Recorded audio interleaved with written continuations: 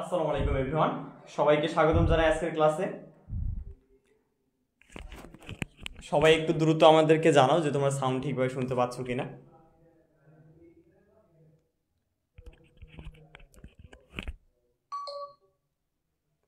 আচ্ছা, আমাদের লাইভটা আজকে ফ্রি লাইভ পেজে হবে। দেখো পেজে সব কিছু দেখতে পাচ্ছ কিনা, সাউন্ড ঠিক আছে কিনা।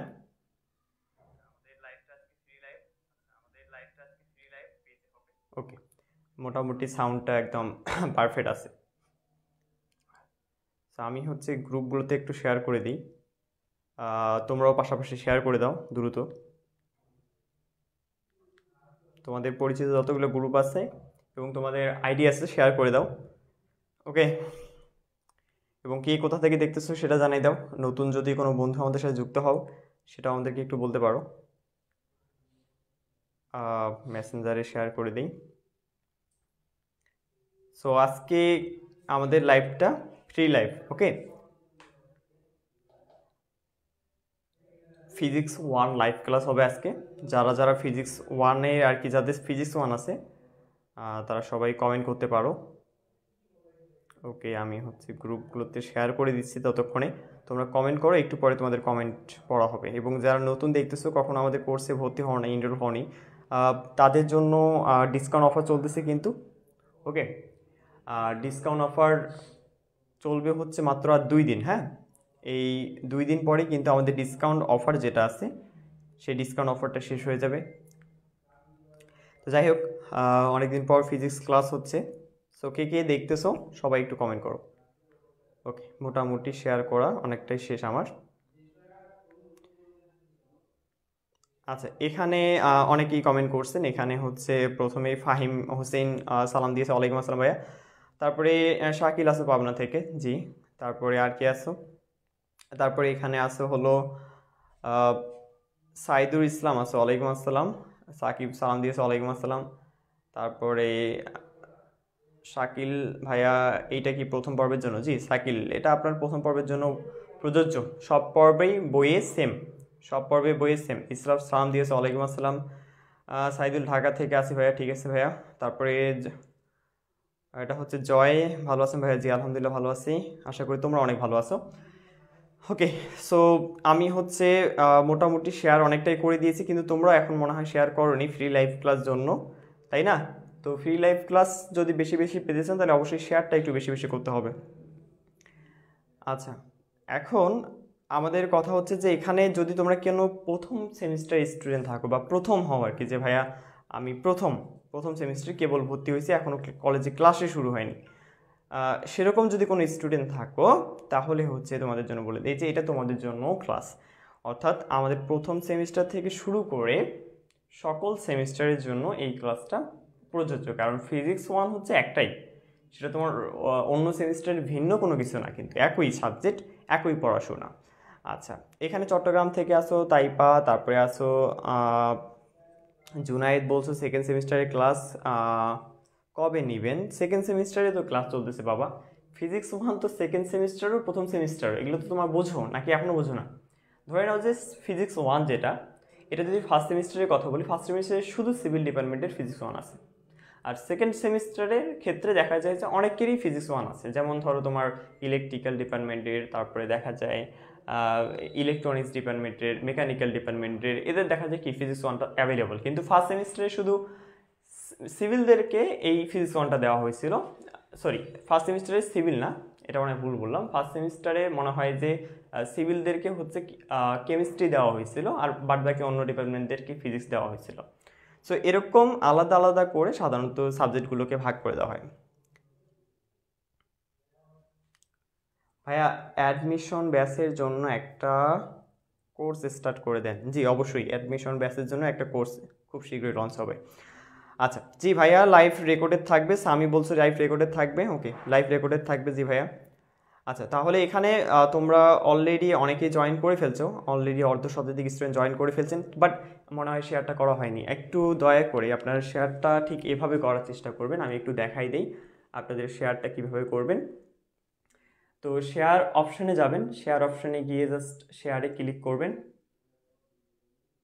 শেয়ারে ক্লিক করার পর দেখবে যে অনেকগুলো দেখো এরকম গ্রুপ চলে আসছে, রাইট?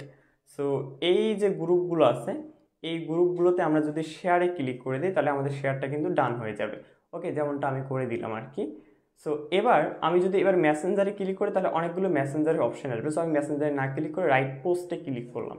রাইট পোস্টে ক্লিক করার পর একটা পোস্ট করে দিলাম। সো সবাই এভাবে একটু শেয়ার করে দাও, সবাই শেয়ারে অপশনে ক্লিক করো, সবাই শেয়ার অপশনে ক্লিক করে দাও, সবাই আমার সাথে সবাই শেয়ার অপশনে ক্লিক করো, শেয়ারে এই যে শেয়ারগুলো করে দাও, আর রাইট পোস্টে গিয়ে একটা পোস্ট করে দাও।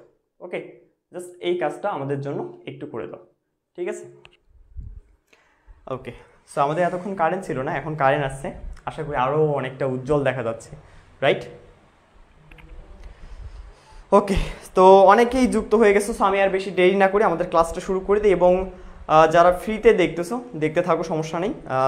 আমাদের কিন্তু আমি আর লাস্ট বলে দিয়ে যাই, আমাদের কিন্তু অফারটা সীমিত অফার, আজকে পর অর্থাৎ আর মাত্র 2 দিন সময় পাবা এই অফারটা নেওয়ার জন্য। অর্থাৎ আমাদের কিন্তু দেখো এই যে কোর্স ফি যেটা ছিল সেটা কিন্তু ছিল হলো এরকম যে 1299 টাকা, এটা রেগুলার প্রাইসে ম্যাক্সিমাম স্টুডেন্ট কিনছে আর কি, বাট সেটা এখনকার জন্য করা হয়েছে 1199 টাকা।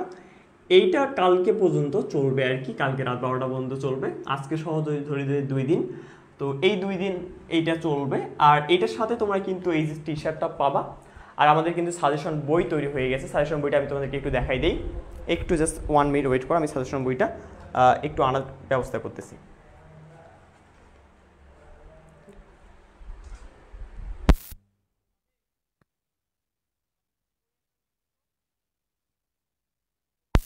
সো আমরা সাজেশন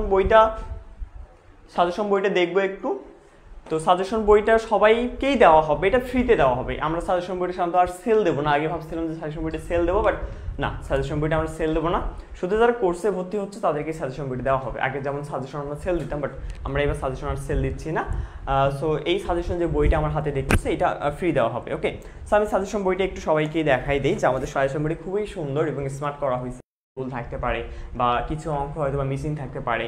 সো তোমরা যদি আমাদেরকে সেটা জানাই দাও, যারা কোর্সে আসছো তাদের জানাই যে ভাই এইটা প্রবলেম ছিল, এইটা প্রবলেম বা এইটা করলে ভালো হতো, সো আমরা দেখা যায় নেক্সট সেমিস্টারে ওইটাকে বেশি প্রাধান্য দেবো। অর্থাৎ যখন তোমার থার্ডে উঠবা তখন দেখা যায় যে থার্ডের যে বইটা বানানো হবে, যেমন এই বইটা থাকবে, ওকে, তাহলে আমাদের ওই কোর্সের টাকার মাঝেই তোমরা দেখা যাচ্ছে একটা সুন্দর সাজেশনও পাচ্ছ, একটা টি শার্টও পাচ্ছ, যেটা কিনা তুমি যদি অন্যান্য প্ল্যাটফর্মের ক্ষেত্রে যাও, অন্যান্য প্ল্যাটফর্মের ক্ষেত্রে রেকর্ড ভিডিও পাও একদম, মানে কি একটা অবস্থা। তো সেখানে দেখা যায় সাপোর্টের তুলনায় তোমাদের যদি বই দেওয়া হয় প্লাস হচ্ছে এক্সট্রা যদি আরও অন্য কিছু সুবিধা দেওয়া হয় তাহলে সেটা তোমার জন্য অনেকটা মনে হয় হেল্পফুল হবে। তো যাই হোক, আমাদের নতুন নিয়ত যত দিন যাবে, কারিগরি পাঠশালার বয়স যত বৃদ্ধি পাবে তত কিন্তু আমরা আপডেট হব। ওকে, তোমরা এটা খুব ভালো করে জানো, যারা আমার পুরাতন স্টুডেন্ট, বিশেষ করে যারা এখন 4th সেমিস্টারে আছে, তারা খুব ভালো করে দেখে আসতেছে আমাদেরকে, কারণ তারা আমাদের প্রথমের স্টুডেন্ট, মানে 4th সেমিস্টারে এখন কিন্তু চলমান ব্যাচ রয়েছে, তারা প্রথম সেমিস্টার থেকে 4th সেমিস্টার পর্যন্ত আসে। তো তারা আমাদের স্ট্রাগলটা দেখছে, তারা আসলে খুব ভালো করে জানে যে নীরব ভাইয়া একটার পর একটা নতুন নিয়ত কোনো কিছু না কোনো কিছু নিয়ে আসতেছে তার কোর্সে। সো যত দিন যাবে তত আমরা ইনশাল্লাহ আপডেট হব, সবার থেকে আমরা কি করব, আপডেট করার চেষ্টা করব তোমাদের জন্য। সো অনেক কথা হলো ভাইয়া, ভাই তাহলে এখন আমরা হচ্ছে ক্লাসে শুরু করি। হ্যাঁ, ওকে, আচ্ছা, আপনাদের লাইভ ক্লাসে যাদের এমবি কার্ডে তাদের তো অবশ্যই ওয়াইফাই থাকতে হবে, কারণ আমরা তো সবাই এখানে যারা স্টুডেন্ট আছি অনেক স্টুডেন্টেই কিন্তু দেখা যায় এখানে কি করি, ম্যাসে থাকি, ম্যাসে তো ওয়াইফাই অ্যাভেলেবল। সো আপনাদের মাথায় রাখতে হবে যে যদি আপনারা বাসা থেকে ক্লাস করেন আর যদি ইচ্ছা থাকে ডিপ্লোমাতে ভালো করা, সো এখনই একটা ওয়াইফাইটা লাগাই নেবেন। ওয়াইফাই লাগাইতে কয় টাকা লাগে? ওয়াইফাই লাগাইতে সর্বোচ্চ 3000 টাকা লাগবে। এই 3000 টাকায় তুমি সারা জীবন একটা ওয়াইফাই চালাতে পারবে, এবং ওয়াইফাইয়ে অনেক সুবিধা, কিন্তু প্রচুর সুবিধা। এই এমবি কেনা একটা ঝামেলা থেকে অনেক মুক্ত হয়ে যাবে। সো ওয়াইফাইটা অনেক ভালো। আগে আমার নিজের ওয়াইফাই ছিল না, বাট এখন ওয়াইফাইটা লাগাও, অনেকটা ভালো হবে। 3000 টাকা খরচ করো, এই 3000 টাকায় তুমি তোমার পরবর্তী জীবনে দেখবে যে এটা থেকেই যাবে, কিন্তু এটা তো আর লস হচ্ছে না। যেমন টিভির ডিসেল লাইন নাও, টিভির ডিসেল লাইন নিতে কোনো সমস্যা নেই, কিন্তু একটা ওয়াইফাই লাগাই দিয়ে সমস্যা। ওয়াইফাইটা তো তুমি তোমার কাজের জন্যই লাগাচ্ছ, তাই না? সো যাই হোক, সো আমরা এখন ক্লাসে ঢুকে যাই। ভাইয়া ফার্স্ট সেমিস্টারের ক্লাস কখন থেকে শুরু হবে? ফার্স্ট সেমিস্টারের যারা দেখতেছো আমাকে, তোমাদের যদি স্পেশাল ক্লাসের কথা বলি বা মেইন ক্লাসের কথা বলি, ওরিয়েন্টেশন ক্লাস শুরু হবে হলো 1 তারিখ, মানে সেপ্টেম্বরের 1 তারিখে আমাদের ওরিয়েন্টেশন ক্লাস 7টার সময় শুরু হবে। তো ফার্স্ট সেমিস্টারে কিন্তু একটা মেসেঞ্জার গ্রুপও আছে, মেসেঞ্জার গ্রুপও খোলা হয়েছে, ফ্রি মেসেঞ্জার গ্রুপ, ফ্রিতেই জয়েন করতে পারবা। যারা জয়েন করবে তারা হচ্ছে আমাদের পেজে গিয়ে মেসেজ অপশনে গিয়ে মেসেজ করো যে ভাইয়া আমি মেসেঞ্জার গ্রুপে অ্যাড হতে চাই, তাদেরকে আমরা মেসেঞ্জার গ্রুপে অ্যাড দিয়ে দিচ্ছি। তোমরা 1 তারিখ ঠিক 7টার সময় অবশ্যই লাইভে অ্যাটেন্ড থাকবে, কারণ ওই ওরিয়েন্টেশন ক্লাসটা যদি তুমি করতে পারো তার মানে হচ্ছে প্রথম থেকে একেবারে তুমি অষ্টম সেমিস্টারে চলে যাবা। সো আর বাকি কিছু না বলি, ওরিয়েন্টেশন ক্লাসেই তোমাদের সাথে কথা হবে। না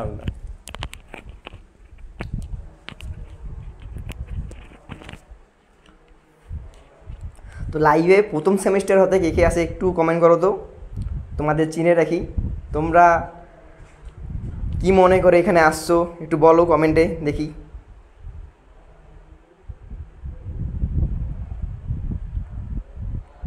কমেন্ট করো প্রথম সেমিস্টারে কারা কারা আসো। আমরা ক্লাসটি এখন শুরু করে দেব। আজকে যে আমরা অধ্যায়টা পড়ব ফিজিক্স 1-এর 4র্থ অধ্যায় হচ্ছে বৃত্তাকার গতি।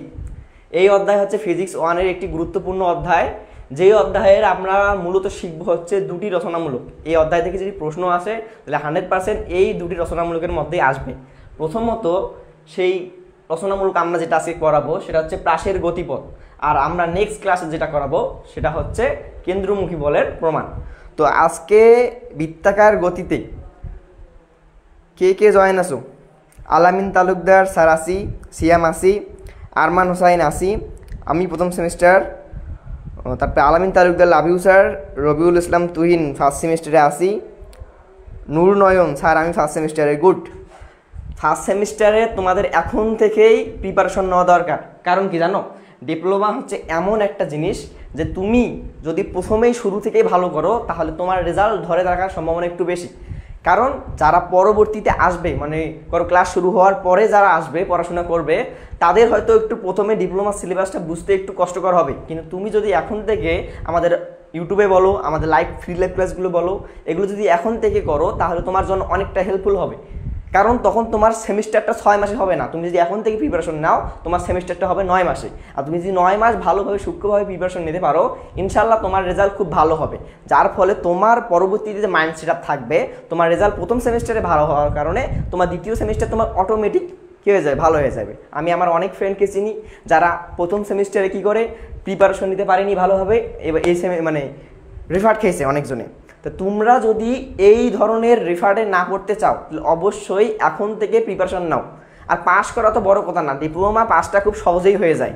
কিন্তু তুমি দেখবা ভালো রেজাল্ট কয়জনে করে, সারা বাংলাদেশ মিলে 10 থেকে 12 জন মাত্র A+ পায় ডিপ্লোমায়। ভালো রেজাল্ট করতে হলে তোমাকে এক্সট্রা কিছু করতে হবে। তো এখন থেকে তুমি এই প্রিপারেশনটা নিয়ে ফেলো।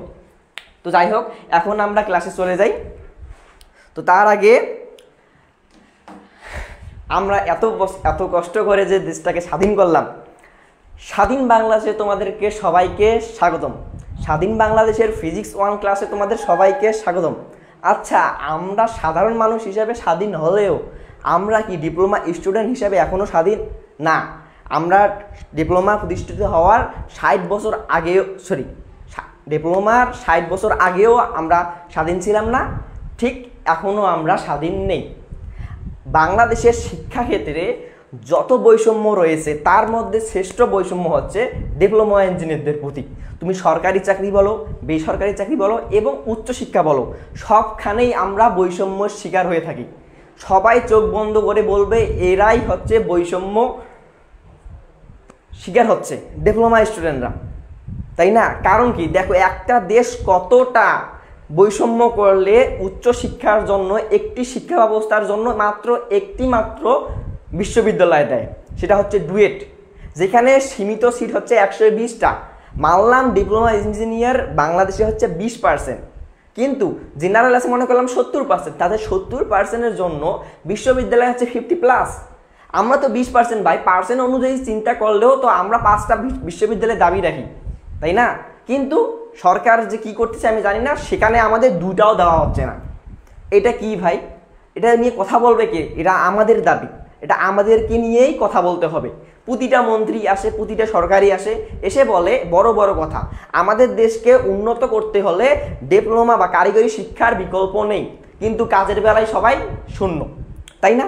দেখবা যে প্রতিটা মন্ত্রী আসে আমাদের এই কথা বলে আমাদের সান্ত্বনা দেয়, কিন্তু কাজের বেলায় শূন্য। তো এই জিনিসগুলোকে আমাদের চেঞ্জ করতে হবে। আমরা যদি সবাই মিলে প্ল্যান করে 3 দিন মাত্র আন্দোলনে নামি, আমার মনে হয় না সরকার এই দাবিটা মানবে না।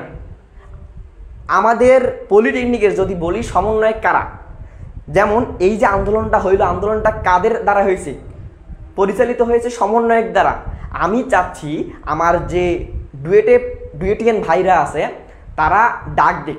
তারা ডাক দিয়ে সব পলিটেকনিকে মাত্র একসাথে 3 দিন আমরা আন্দোলন করব। 3 দিন আন্দোলন করলে আমরা সরকারকে 30 দিনের আলটিমেটাম দেব। সরকার অবশ্যই এই আলটিমেটামটা মানতে বাধ্য। সরকারের কানে অবধি এটা পৌঁছাবে 100%। বাংলাদেশ সরকারের বর্তমান হচ্ছে এই অবস্থা যে একটা ইলিটারেট গ্রামকে শিক্ষিত করতে চাচ্ছে, কিন্তু শিক্ষিত হওয়ার প্রধান শর্ত কি? তাকে বিদ্যালয়ে যাইতে হবে। তারা যদি বিদ্যালয়ে না বানায়, বিদ্যালয়ে তৈরি না করে, তাহলে সেই শিক্ষা সেই মেধাবী ছাত্রকে কিভাবে তারা বানাবে বলো আমাকে? তাই আমাদের এই লড়াইয়ে নামতে হবে। আমাদের ডিপ্লোমার আরও ভার্সিটি লাগবে, এই নিয়ে আমাদের আন্দোলনে নামতে হবে। বুঝতে পারছো? তো এখন আমরা যে ক্লাসটি করব সেটা হচ্ছে বৃত্তাকার গতির মধ্যে দেখলে বুঝতে পারবা যে এখানে বৃত্ত সম্পর্কিত কথা আছে। এখন বৃত্ত, মনে করো না একটা আমি বৃত্ত দিলাম, দেখো বৃত্তাকার গতির আমি সংজ্ঞা দিচ্ছি। বৃত্তাকার গতির সংজ্ঞা হচ্ছে কোনো একটি বস্তু একটি কেন্দ্র বা অক্ষকে কেন্দ্র করে যদি কি করে ঘোরে, বৃত্তাকার পথে ঘোরে, তাহলে সেই বস্তুটাকে বলা হচ্ছে কি? বৃত্তাকার গতি। সংজ্ঞাটা একটু বুঝলাম না, আবার বলছি। দেখো কোনো একটি বস্তু যদি একটি বৃত্তের কেন্দ্র বা অক্ষকে ব্যাপারটা কি হয়েছে জানো? আমি কালকে ঘুম পারিনি। ঘুম না পারার কারণে আমার এখনও ঘুম ধরতেছি। কালকে আমার আমার বন্ধুর বোনের বিয়ে ছিল, এই কারণে আমরা কালকে ঘুমাইতে পারি নাই। ইনফ্যাক্ট আমি এখন ক্লাসে আসলাম, আমি বাসা থেকে ডিরেক্ট আসলাম এখানে। আমি অন্য একটা ফ্রেন্ডকে বলছি যে তুমি মিস্ত্রিপাড়ায় এসে আমার টি শার্ট আর আইডি কার্ডটা দিয়ে যাও, আমি ডিরেক্ট এখানে ক্লাসে আসলাম। তো বৃত্তাকার গতি জানো কি? কোনো গতিশীল বস্তু যদি একটি কেন্দ্র বা অক্ষকে কি করে নিয়ে সমদূরত্বে ঘুরতে থাকে, তাহলে সেই গতিটাকে বলা হচ্ছে বৃত্তাকার গতি। এখন দেখো এই বৃত্তাকার গতির অধ্যায়ে আমাদের প্রধান যে পড়াটা সেটা হচ্ছে প্রাসের গতিপথ। তো প্রাসের গতিপথ জানতে হলে তোমাকে অবশ্যই কিছু জিনিস আগে থেকে জানতে হবে। সেই জিনিসটা কি? আগে তোমাকে জানতে হবে ভেক্টরের উপাংশ কি, উপাংশ জিনিসটা কি। উপাংশ নামটা তোমরা হয়তো বা পরিচিত আছো, কিন্তু আজকে তোমাকে আমি বেসিক সহ করাবো উপাংশ জিনিসটা কি। দেখো উপাংশ মানে হচ্ছে, তুমি মনে করবো হচ্ছে ছায়া। হ্যাঁ, কি কথা? উপাংশ হচ্ছে ছায়া। হ্যাঁ, কিভাবে ছায়া হচ্ছে দেখো, মনে করো এই একটা ভেক্টর রাশি পি, একটা ভেক্টর রাশি। এখন এর উপরে যদি আমি এইভাবে লাইট দিই, তাহলে এর ছায়া কিভাবে হবে দেখো তো। মনে করলাম এইটা হচ্ছে মাটি, আমি এর উপরে এখন লাইট দিচ্ছি, তাহলে ছায়াটা কিভাবে দেখো তো।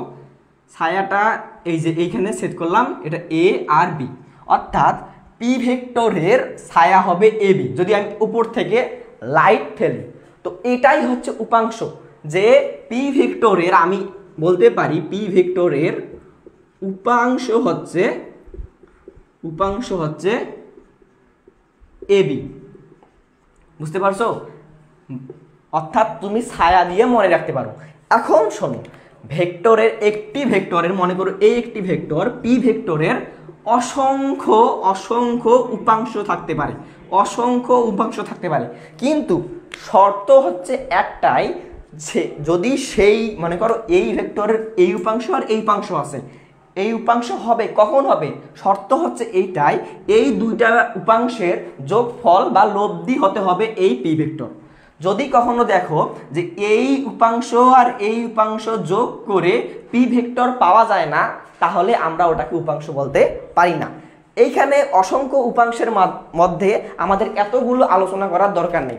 আমরা আলোচনা করব জাস্ট দুটি উপাংশ। ম্যাথমেটিক্যালের জন্য আমরা আলোচনা করব দুটি উপাংশ, একটি হচ্ছে আনুভূমিক উপাংশ একটি হচ্ছে আনুভূমিক, একটি হচ্ছে আনুভূমিক উপাংশ, আর এটা হচ্ছে লম্বিক উপাংশ। এখন আনুভূমিক উপাংশটা কি আর লম্বিক উপাংশটা কি? দেখো, আনুভূমিক উপাংশ হচ্ছে, মনে করো এই একটা হচ্ছে পি ভেক্টর। এখন পি ভেক্টরের আনুভূমিক উপাংশ আমি কিভাবে নির্ণয় করব? তোমরা কি জানো আনুভূমিক মানে কি? আনুভূমিক মানে মনে করবা যে ভূমি বরাবর একটি রেখা, আর উলম্ব মানে কি? উলম্ব মানে হচ্ছে লম্ব বরাবর রেখা। তো আমি চাচ্ছি আনুভূমিক উপাংশ। আনুভূমিক, আমি যার উপাংশ চাবো তার উপর ওই ভেক্টরের ছায়া ফেলবো, বুঝতে পারছো? এখন দেখো, আমি চাচ্ছি আনুভূমিক উপাংশ, আমি চাচ্ছি আনুভূমিক উপাংশ।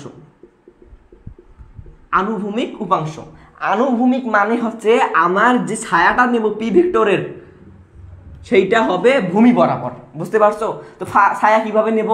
উপর থেকে লাইট ফেলবো, তাহলে এই দেখো এইটা মনে করলাম এ বিন্দুতে সেট করলো, এটা হচ্ছে বি বিন্দুতে সেট করলো। তা পি ভেক্টরের আনুভূমিক উপাংশ হচ্ছে এবি। এখন ভাইয়া আমরা তো ফিজিক্সের ভাষায় এগুলো ছায়া টায়া বুঝি না, তাহলে আমরা উপাংশ বের করার একটা টেকনিক চাচ্ছি। সেই টেকনিকটা কি জানো? দেখো, টেকনিকটা হচ্ছে আমি যার উপর উপাংশ চাচ্ছি, দেখো আমি পি ভেক্টরের উপাংশ চাচ্ছি কার উপর? আনুভূমিক বরাবর বা আনুভূমিক বরাবরের উপর। তো আমার প্রথম কাজ হচ্ছে ভেক্টরের, আমি যার চাচ্ছি উপাংশ, সেই দুই ভেক্টরের প্রান্তবিন্দু হতে যার উপর উপাংশ চাচ্ছি সেইখানে লম্ব অঙ্কন করা। কথাটা ক্লিয়ার? আমি চাচ্ছি পি ভেক্টরের উপাংশ কার উপর? আনুভূমিক বরাবরের উপর। তো কাজ হবে এই ভেক্টরের দুই প্রান্ত হতে, এই একটা প্রান্ত, এই একটা প্রান্ত থেকে আমাকে লম্ব অঙ্কন করতে হবে যার উপর আমি চাচ্ছি। এখন দেখো, মনে করো এই এইটা হচ্ছে কিউ ভেক্টর। আমি এখন উপাংশ নিব কার উপর? আনুভূমিকের উপর। তো আমার প্রথম কাজ হচ্ছে এই ভেক্টরের প্রান্ত বিন্দু হতে লম্ব অঙ্কন করা কার? আনুভূমিকের উপর। এই দেখো আমি লম্ব অঙ্কন করলাম, এখান থেকে লম্ব অঙ্কন করলাম, অর্থাৎ কিউ ভেক্টরের আনুভূমিক উপাংশ এটা মনে করো এই বিন্দুতে সেট করলো, এটা বি বিন্দুতে। তো আনুভূমিক উপাংশ ক্লিয়ার। তো এখন আসছে ভাইয়া লম্বিক উপাংশ মানে কি? লম্বিক উপাংশ মানে কি জানো? এই যে আমি যে ছায়াটা ফেললাম, কোথায় ফেলছিলাম? আনুভূমিক বরাবর। এখন আমি যে ছায়াটা ফেলবো ওটা হচ্ছে লম্ব বরাবর। দেখো এই ভেক্টরের কথা চিন্তা করো, এই দেখো পি ভেক্টর, এর উপাংশ বলতে আমি বুঝবো এটা আনুভূমিক না লম্বিক। আমি এখন আলোচনা করবো লম্বিক। তো এখন আমি লম্ব বরাবর একটা দাগ দেব। তো এখন আমার কাজ হচ্ছে ভেক্টরের প্রান্তবিন্দু হতে যার উপাংশ চাচ্ছি সেখানে লম্ব অঙ্কন করা, অর্থাৎ এইখান থেকে এই উলম্ব রেখার উপর লম্ব, আবার এই প্রান্তবিন্দু হতে এই উলম্ব রেখার উপর লম্ব। তো এই প্রান্তবিন্দু থেকে লম্ব মনে করো এখানে পি বিন্দু, এটা মনে করো এই বিন্দুতে ছেদ করছে, এই প্রান্তবিন্দু হতে এইখানে লম্ব, এটা মনে করো বি বিন্দুতে ছেদ করছে। তো এখন বোঝো, আমি যদি বলি পি ভেক্টরের আনুভূমিক উপাংশ কি? A B. কথা ক্লিয়ার? এখন দেখো, আমি যদি বলি পি ভেক্টরের এই ক্ষেত্রে উলম্ব উপাংশ কি? A B. এখন আনুভূমিক উপাংশ আর উলম্ব উপাংশ ক্লিয়ার কিনা বলো? এতক্ষণ থেকে যে বুঝাইলাম আনুভূমিক উপাংশ আর উলম্ব উপাংশ ক্লিয়ার কিনা? আনুভূমিক উপাংশ আর লম্বিক উপাংশ এতটুকু ক্লিয়ার? এতটুকু যদি ক্লিয়ার হয়ে থাকে তাহলে বৃত্তাকার গতিতে আর কিছু ইম্পর্টেন্ট জিনিস নাই, বুঝছো? খালি প্যাচ লাগায় হচ্ছে এই উপাংশ জিনিসটা। দেখি একটু তোমাদের কমেন্টগুলো পড়ি। ঘুম না পড়লে যে শরীরের কতটা ক্ষতি হতে পারে তা আমি হারে হারে টের পাচ্ছি। আমি 2 দিন থেকে ঘুমাচ্ছি না। সাইদুল ইসলাম জি ভাইয়া, আনিক লাহারি বি এসি ভাইয়া, মানে বুঝলাম না। তারপরে সাইদুর রহমান সাদিক, অনেক হ্যান্ডসাম আপনি স্যার, এটা কাকে করছেন? নাইবুর ভাইকে।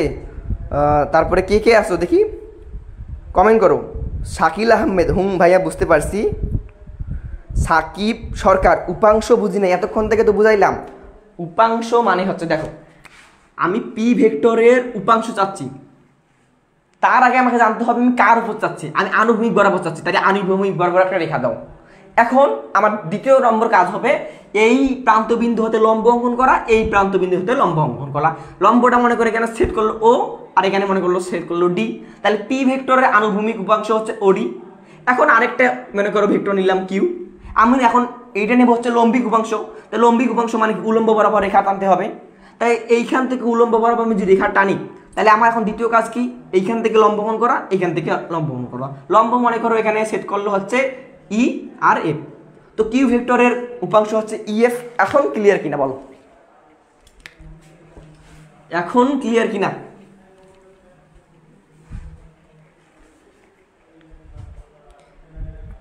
এখন দেখো তো, এখন আশা করি তোমরা বুঝতে পারছো উপাংশ জিনিসটা কি। অন্তর আহমেদ, জি ভাইয়া বুঝতে পারছি। এমডি দোলন হোসাইন, জি ভাইয়া বুঝতে পারছি। সুফিয়া খাতুন, জি ভাইয়া ক্লিয়ার। মিনহাজ হোসেন, ও এখন ক্লিয়ার কি সবাই বলো। সিয়াম, জি ভাইয়া। ওহিদ ইসলাম ক্লিয়ার ভাইয়া। 2 নাম্বারটা একটু বলেন ক্লিয়ার। ইউটিউব থেকে মাত্র আসলাম। কনক চৌধুরী বুঝছি ভাইয়া। তারপরে আব্দুল মালেক মমিন বুঝছো ক্লিয়ার ভাইয়া। মাহফুজ ইসলাম ক্লিয়ার ভাইয়া। আমি মাত্র জয়েন করছি, ফার্স্ট থেকে বললে ভালো হতো ভাইয়া। এতক্ষণ থেকে যা বুঝাইলাম তা তো আর রিপিট করা সম্ভব না, এমনি আমি অসুস্থ। যাই হোক, তুমি একটু ক্লাসটা কষ্ট করে রেকর্ডেড দেখে নিবা। MSD রোহান, জি ভাইয়া বুঝছি। নূর নয়ন, জি স্যার বুঝতে পারছি। মাহফুজ ইসলাম ক্লিয়ার। শোনো, তোমাকে যারা ফার্স্ট সেমিস্টার আছে তাদেরকে বলছি, শোনো, তোমরা ভাইয়া মাইন্ড সেট আপটাকে এমনভাবে সেট আপ করবা যে তুমি এখন প্রথম সেমিস্টারে পরীক্ষা দিয়ে ফেলছো। তোমাদের একটা আমি কি সাইকোলজিক্যাল পয়েন্ট শেখাচ্ছি। দেখো, তোমরা যখন এসএসসিতে ছিলা তখন তোমাদের মনে হচ্ছিল এসএসসির বই এত কঠিন বাবা, সায়েন্সের সাবজেক্ট, ম্যাথমেটিক্স, ঝাড় মনে করো ফিজিক্স, কেমিস্ট্রি, বায়োলজি সেই কঠিন। কিন্তু যেই মাত্র তুমি পরীক্ষাটা দিয়ে ফেলছো, পরের দিন তুমি যদি একটা করে অধ্যায় পড়তে চাও, একদিনে শেষ। আরে এগুলো পড়া হইলো তুরি মানে করলে, এগুলো তুরি মানে শেষ করে দেবো। ম্যাথমেটিক্স বলো, তুমি ফিজিক্স বলো, কেমিস্ট্রি বলো, বায়োলজি বলো, তুমি বলো এগুলো পড়া হইলো, এগুলো শেষ, আমি একদিনে বইটা শেষ করতে পারো। কীভাবে জানো? তুমি এসএসসি ধাপের পরীক্ষাটা দেওয়ার ফলে তোমার মাইন্ড সেটআপটা এখন অন্য ভিন্ন ধরনের চলে গেছে। তাই তোমাকে এখন মাইন্ড সেটআপটা তৈরি করতে হবে যে আমি সব কিছু জানি, আমি সব কিছু পারবো। যার ফলে ইমরান ভাইয়া যা বোঝাচ্ছে তুমি তাই বুঝতে চেষ্টা করো। তুমি বলো আমি ফার্স্ট সেমিস্টার দিয়েছি, আমি আবার পড়তেছি, বোঝার জন্য।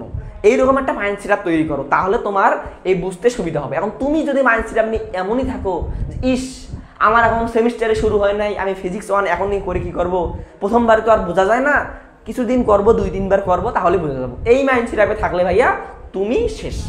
তোমাকে মাইন্ড সেটআপ থাকতে হবে আমি যা ও তা। এখানে ফার্স্ট সেমিস্টার সেকেন্ড সেমিস্টার দুজনে ক্লাস করতেছে।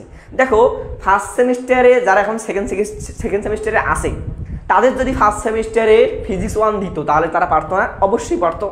তেমনি মনে করো তুমি এখন সেকেন্ড সেমিস্টারে আসো, তুমি এখন ফার্স্ট সেমিস্টারে ফিজিক্স 1 করতেছো, দ্যাটস এতটুকুই।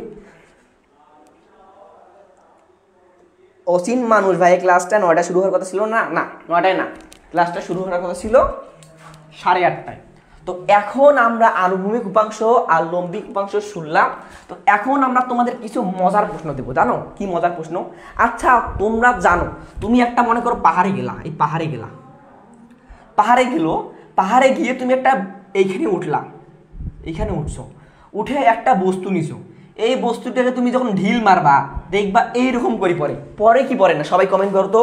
অবশ্যই পড়ে। কিন্তু তোমাদের কাছে আমার একটা প্রশ্ন, যে আমি এইখান থেকে একটা বস্তুকে ঢিল মারতেছি, সে এইভাবে যাচ্ছে, তোমার মাঝে কি একবারও প্রশ্ন আসে নাই যে আমি বস্তুটাকে যদি আমি ঢিল মারি, বস্তুটা এইভাবে যে পড়ে না কেন? প্রশ্ন আসছে কিনা বলো? তোমার মাথায় প্রশ্ন আসছে কিনা যে আমি যদি একটি বস্তুকে ঢিল মারি তাহলে সে এইরকম করে বৃত্তের মতো করে পথ অতিক্রম করে, তাই না? বল নিক্ষেপ, যারা ক্রিকেট খেলছে তারা ভালো বুঝবা। মেয়েরা একটু বুঝতে পারবে, মেয়েরাও তো অনেক কিছু ছোড়ে, যেমন ঝাড়ুও ছোটে স্বামীকে মারার জন্য। যাই হোক, এখন তো তোমাদের স্বামী হয় নাই। তো এখন দেখো, আমি যে এরকম করে ছুরি, কখনো কি দেখছো এইভাবে বে বে বে বে করে কোনো বস্তু যায় না? কেন যায় না বলো তো? কেন যায় না? কারণ জানো কি? তোমরা পড়েই আসছো দ্বিতীয় অধ্যায় ভেক্টর। ভেক্টর জিনিসটা কি ভাইয়া? ভেক্টরের সামান্তরিক সূত্রটা পড়ে আসছো। আমি ওইখানে একটা উদাহরণ দিছিলাম যে আমাকে একজন ব্যক্তি এই দিক থেকে টানে আর আরেকজন ব্যক্তি যদি এই দিক থেকে টানে, আমি কোন দিকে যাব? আমি এই দিকেও যাব না, এই দিকেও যাব না, আমি যাব সোজাসুজি ক্যামেরার দিকে। বুঝতে পারছো? দেখো এই যে আমি মনে করি এখানে দাঁড়ায় আছি, এইখানে দাঁড়ায় আছি, এই দিক থেকে আমার একটা ফ্রেন্ড টানতেছে, এই দিক থেকে আমার একটা ফ্রেন্ড টানতেছে, আমি এর দিকেও যাব না, এর দিকেও যাব না, যাবো হচ্ছে এই যে সোজা দিক। এইটাই হচ্ছে ভেক্টর।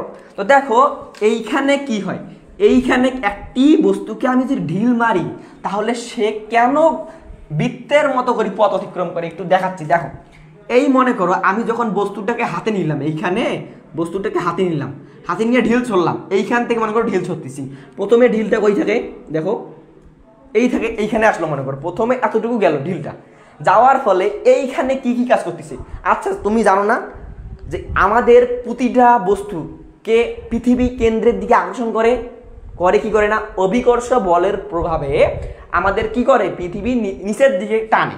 ওই দেখো নিচের দিকে পৃথিবী টানতেছে, নিচের দিকে টানতেছে, কোন বলে? ডাব্লিউ বলে। আর আমি যেহেতু এখানে ছুটতেছি, অবশ্যই তার দিক কোন, সে যেতে চায় কোন দিকে? সে যেতে চায় হচ্ছে উপরের দিকে, সে যেতে চায় হচ্ছে ভাইয়া উপরের দিকে, উপরের দিকে যেতে চায়। দেখো পয়েন্ট নাম্বার বোঝো, এ বিন্দুতে বোঝো, এ বিন্দুতে আমি মনে করলাম বস্তুটাকে ছুড়লাম, মনে করো সে এ বিন্দুতে আসলো, এ বিন্দুতে আসে, সেখানে দুইটা জিনিস ক্রিয়া করতেছে। একটি হচ্ছে তার অভিকর্ষ বল, যাহা পৃথিবীর দিকে কেন্দ্র করতে অর্থাৎ নিচের দিকে কেন্দ্র করতেছে, যার মান হচ্ছে ডাব্লিউ। আর একটি বল কাজ করতেছে হচ্ছে গতিশক্তি, অর্থাৎ আমি যে ঢিল ছড়তেছি আমার ভেতর হাত থেকে যে একটা শক্তি যাচ্ছে, সেইটা যেতে চায় কোন দিকে? উপরের দিকে, কিন্তু যেতে পারে না। কারণ কি? তাকে নিচ থেকে কেউ একজন টেনে রাখছে। কিছুক্ষণ আগেই আমি কি প্রশ্ন করলাম, এদিক থেকে একজন টানলে, এদিক থেকে আমি টানলে কোন দিকে যাব? সামনের দিকে যাব। ঠিক তেমনি এই দিক থেকে একজন টান দিচ্ছে, এই দিক থেকে একজন টান দিচ্ছে, যাবে কোন দিক? এই দেখো যাবে হচ্ছে এই দিক, যাবে হচ্ছে এই দিক। আবার এই বিন্দুতে চিন্তা করো, এখানেও তো অভিকর্ষ বল থাকবে, অভিকর্ষ বল নিচের দিকে ক্রিয়া করবে ডাব্লিউ, আর ও এদিকে যেতে যাবে কি? গতিশক্তি। যাবে কোন দিকে? যাবে হচ্ছে এই দিক। এইরকম করে নিচে টানবে, এই দিকে যাবে, এদিকে যেতে যাবে, কিন্তু যাবে এই দিক। এইরকম করে একবার অভিকর্ষ বলের, একবার হচ্ছে গতিশক্তি, যার ফলে ধীরে ধীরে এরকম করতে করতে এইখানে এসে পৌঁছাবে।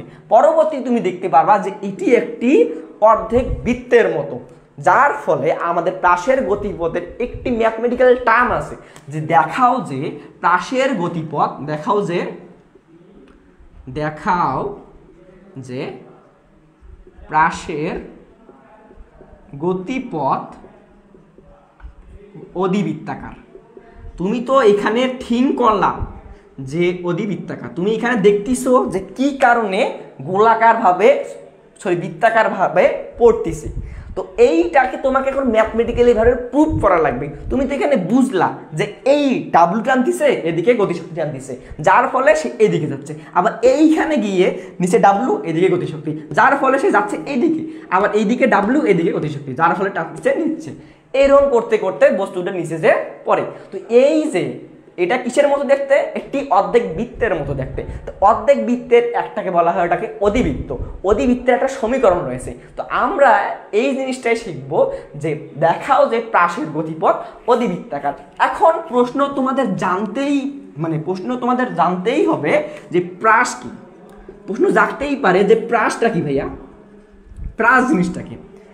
এখন দেখো প্রাস জিনিসটা হচ্ছে এই, কোনো বিন্দু থেকে বা কোনো বিন্দু থেকে কোনো বস্তুকে যদি ছোড়া হয়, যদি সেটা তির্যকভাবে নির্দিষ্ট কোণে বৃত্তের মতো করে পড়ে, তাহলে ওই জিনিসটাকে বলা হচ্ছে প্রক্ষেপণ। আর নিক্ষিপ্ত বস্তুকে বলা হচ্ছে প্রাস। প্রাস কি হচ্ছে? নিক্ষিপ্ত বস্তু, নিক্ষিপ্ত বস্তু। তো প্রাস কি বস্তু? নিক্ষিপ্ত বস্তু। আর প্রক্ষেপণটা কি? কোনো একটি অবস্থান থেকে কি করলে নির্দিষ্ট কোণে তির্যকভাবে কোনো কিছু ছুড়লে তাহলে সেটি বৃত্তের মতো পথ অতিক্রম করে, ওই জিনিসটাকে বলা হচ্ছে কি? প্রক্ষেপণ। বুঝতে পারছো? আশা করি বুঝতে পারছো। এই দেখো এখান থেকে আমি একটা জিনিস ছুড়লাম, একটি নির্দিষ্ট কোণে ছাড়ি নাই, এই দেখো সেই কোণটার নাম দিচ্ছি আমি থিটা। থিটা বলতে চেনো? থিটা আমি ওই কোণটার নাম দিলাম থিটা। এখন কেমন করে ছড়লাম? তির্যকভাবে না, এই দেখো আমি তির্যকভাবে ছুটছি, তির্যকভাবে ছুটছি, যার ফলে সে কি করছে? অধিবৃত্তের মতো পথ অতিক্রম করছে। এই ফুল ঘটনাকে বলা হচ্ছে প্রক্ষেপণ। প্রক্ষেপণ। আর প্রক্ষেপণ এই জিনিসটা, আর যে বস্তুটাকে আমি নিক্ষেপ করলাম ওইটাকে বলা হচ্ছে কি? প্রাস। এখন দেখো আরো কিছু তথ্য আছে, সেই তথ্যটা কি? যেইখান থেকে আমি বস্তুটাকে ঢিল ছড়লাম বা নিক্ষেপ করলাম সেই বিন্দুটার নাম হচ্ছে নিক্ষেপণ বিন্দু। দেখো নিক্ষেপণ বিন্দু, নিক্ষেপণ বিন্দু, নিক্ষেপণ বিন্দু এই চিত্রের ক্ষেত্রে কি ভাইয়া? ও। ও থেকে আমি যেহেতু তির্যকভাবে নিক্ষেপ করছি, সুতরাং নিক্ষেপণ বিন্দু এই চিত্রে হচ্ছে ও। আর কি আছে এখানে? নিক্ষেপণ বিন্দু গেল, নিক্ষেপণ কোণ। নিক্ষেপণ কোণ, নিক্ষেপণ কোণটা কি? যে কোণে কোনো বস্তুকে তির্যকভাবে কি করা হয়? নিক্ষেপ করা হয়, তাকে বলা হচ্ছে নিক্ষেপণ কোণ। অর্থাৎ এইখানে আমি যে ঢিলটা ছুড়ছি কোন কোণে সে প্রথমে গিয়েছে? থিটা কোণে। তো এই চিত্রের ক্ষেত্রে নিক্ষেপণ কোণ হচ্ছে থিটা। এতটুকু ক্লিয়ার কিনা বলো? বলো তো এতটুকু ক্লিয়ার কিনা?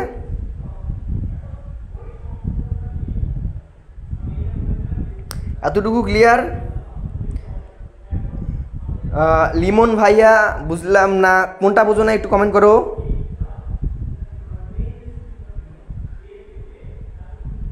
কমেন্ট করো এতটুকু ক্লিয়ার কিনা? প্রাস, প্রক্ষেপণ, নিক্ষেপণ বিন্দু, নিক্ষেপণ কোণ ক্লিয়ার কিনা? অচিন মানুষ জি ভাইয়া, শাকিল আহমেদ জি ভাইয়া ক্লিয়ার, সুফিয়া খাতুন ভাইয়া কই গেল ভাইয়া? প্রাস বুঝিনি। প্রাস না বুঝার কি আছে? প্রাসটা হচ্ছে এতটুকু, আমি যে বস্তুটাকে ঢিল ছড়বো, দেখো আমি যে এই বস্তুটাকে ঢিল ছড়লাম, এই দেখো ঢিল ছড়লাম, সেটা কি করবে? এই যে নিক্ষেপ এইরকম করে কি করলো? পড়তিছে। এই পড়ার যে ঘটনাটা ওইটাকে বলা হচ্ছে প্রক্ষেপণ। আর যে বস্তুটাকে আমি নিক্ষেপ করতেছি ওইটাকে বলা হচ্ছে প্রাস। এই যে আমি ঢিল ছড়লাম, সে ঢিল ছোড়ার সময় একটা বিন্দু থেকে তো আমি ঢিল ছুড়ছি, ওই বিন্দুটাকে বলা হচ্ছে নিক্ষেপণ বিন্দু। আর ঢিল ছোড়ার সময় তির্যকভাবে ছুড়ছি, একটা কোণে ছুরি নেই, অবশ্যই সেই কোণটা হচ্ছে নিক্ষেপণ কোণ। এতটুকু ক্লিয়ার কিনা বলো? পড়া পেশাইও না, আমি বুঝাইছি, পড়া পেশাই না, এত ক্লিয়ার, এতটুকু ক্লিয়ার কিনা? এই দেখো আমি যে ঢিল ছড়লাম না, ঢিল ছোড়ার ফলে তির্যকভাবে ঢিল ছড়লাম বা নিক্ষেপ করার ফলে সে অধিবৃত্তের মতো পথ অতিক্রম করতেছে না, এই যে পথটা অতিবৃত্তের মতো অতিক্রম করছে, এই যে ঘটনাটা, এই ঘটনাটাকে বলা হচ্ছে প্রক্ষেপণ। কথাটা ক্লিয়ার?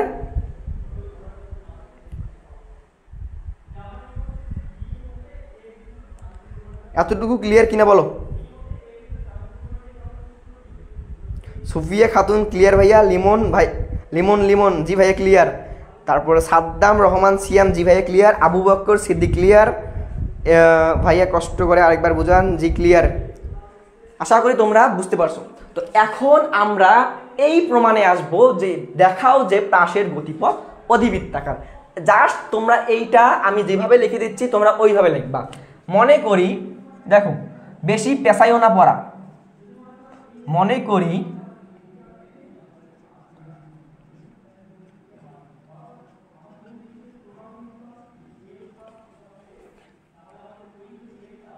থিটা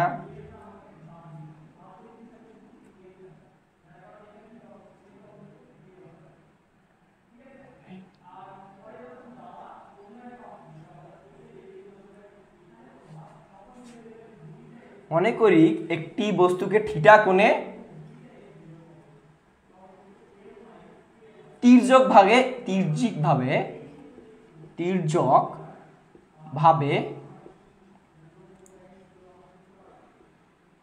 নিক্ষেপ করা হলো, যার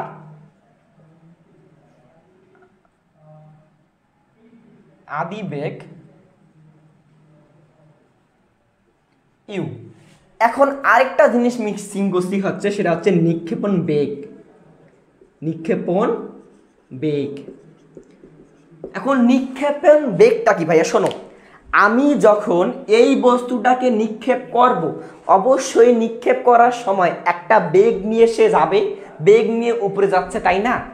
এই যে বেগ নিয়ে যাচ্ছে সেইটাকে বলা হচ্ছে নিক্ষেপণ বেগ। এই নিক্ষেপণ বেগটাকে আমরা নিক্ষেপণ আদি বেগটাকে আমরা এখানে প্রকাশ করলাম হচ্ছে ইউ দ্বারা। এতটুকু ক্লিয়ার? আমি লিখছি, মনে করি একটি বস্তুকে থিটা কোণে তির্যকভাবে নিক্ষেপ করা হলো, যার আদিবেগ হচ্ছে ইউ। এখন তোমাদের মধ্যে কিছু কিছু স্টুডেন্ট আছে যারা এইটা না বুঝে ডিরেক্টলি মুখস্থ করে ফেলবে। ভাইয়া শোনো, ভাইয়া তোমাদের পড়ার জন্য আমি কিন্তু আমি বলি বিন্দু পরিমাণ প্রিপারেশন নিয়ে আসি না, আমি ডিরেক্ট আসলাম। আমি এই প্রাসের গতিপথটা কখন পড়ছি জানো? আমি এই প্রাসের গতিপথটা পড়ছি ফার্স্ট সেমিস্টারে। কিন্তু আমার জাস্ট কি মনে আছে, আমার জাস্ট চিত্রটা মনে আছে। আমি এখন চিত্রটা দেখতেছি আর বর্ণনা লিখতেছি। মনে করি একটি বস্তুকে আমি কি করলাম, থিটা কোণে তির্যকভাবে নিক্ষেপ করা হলো, যার আদিবেগ হচ্ছে ইউ। এখন ইউ এর দুটি উপাংশ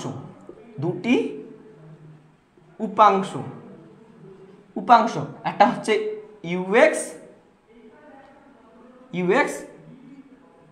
এবং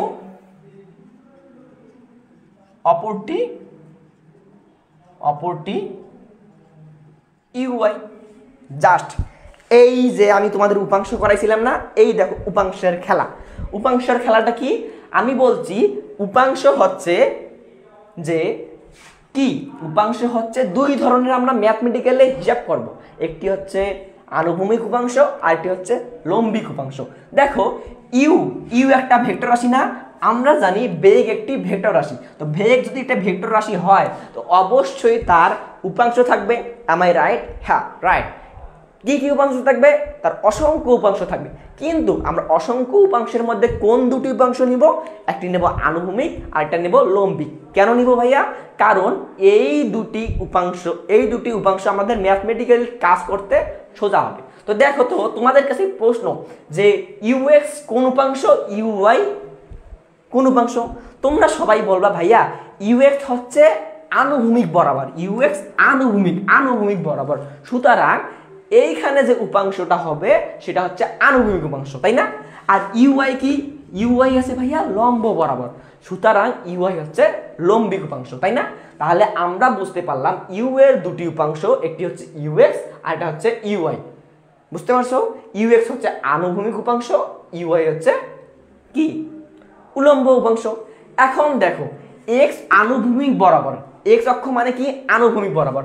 যেহেতু আমি বস্তুটাকে বেগে নিক্ষেপ করতেছি, তার মানে কি অবশ্যই তার একটা ত্বরণ থাকবে। আনুভূমিক বরাবর ত্বরণ সবসময় মনে রাখবা। দেখো সবসময় মনে রাখবা আনুভূমিক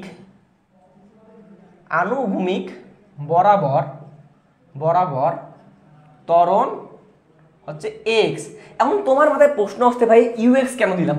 ইউএক্স তে বোঝাচ্ছে, দেখো ইউ মানে হচ্ছে আদিবেগ, এক্স মানে কি? এক্স অক্ষ বরাবর। তার মানে এক্স অক্ষ বরাবর মানে কি? ওটা আনুভূমিক উপাংশ। ইউ মানে আদিবেগ, ওয়াই মানে কি? উলম্ব বরাবর, তার মানে এটা হচ্ছে উলম্ব উপাংশ। এখন দেখো ত্বরণ যেহেতু আছে, ত্বরণ একটি যেহেতু ভেক্টর রাশিরও ভাই কি উপাংশ থাকবে? দুইটা। একটি হচ্ছে এক্স, আমি আনুভূমিক বরাবর ত্বরণ হচ্ছে এক্স, আর উলম্ব বরাবর ত্বরণ আরেকটা কি রয়েছে? উলম্ব বরাবর ত্বরণ, উলম্ব বরাবর ত্বরণ এ ওয়াই। তা আনুভূমিক বরাবর সব সময় ত্বরণ শুনবা তুমি 0 মিটার সেকেন্ড ইনভার্স 2। আর উলম্ব বরাবর মানে জানো কি? উলম্ব মানে এই দেখো, আমি উলম্ব মানে কি? লম্ব বরাবর ভাই ত্বরণটা কি? তোমরা জেনেই থাকবা যে আমি যদি কোনো বস্তুকে নিক্ষেপ করি উপরের দিকে, সে উপরের দিকে যায় কিন্তু যেতে পারে না। কারণ কি? তাকে অভিকর্ষ বল নিচের দিকে টান দিয়েছে, আর অভিকর্ষ বল নিচের দিকে টানলে সেখানে কি ক্রিয়া করে ভাইয়া? অভিকর্ষ ত্বরণ। দেখো উলম্ব বরাবর ক্রিয়া করে অভিকর্ষ ত্বরণ,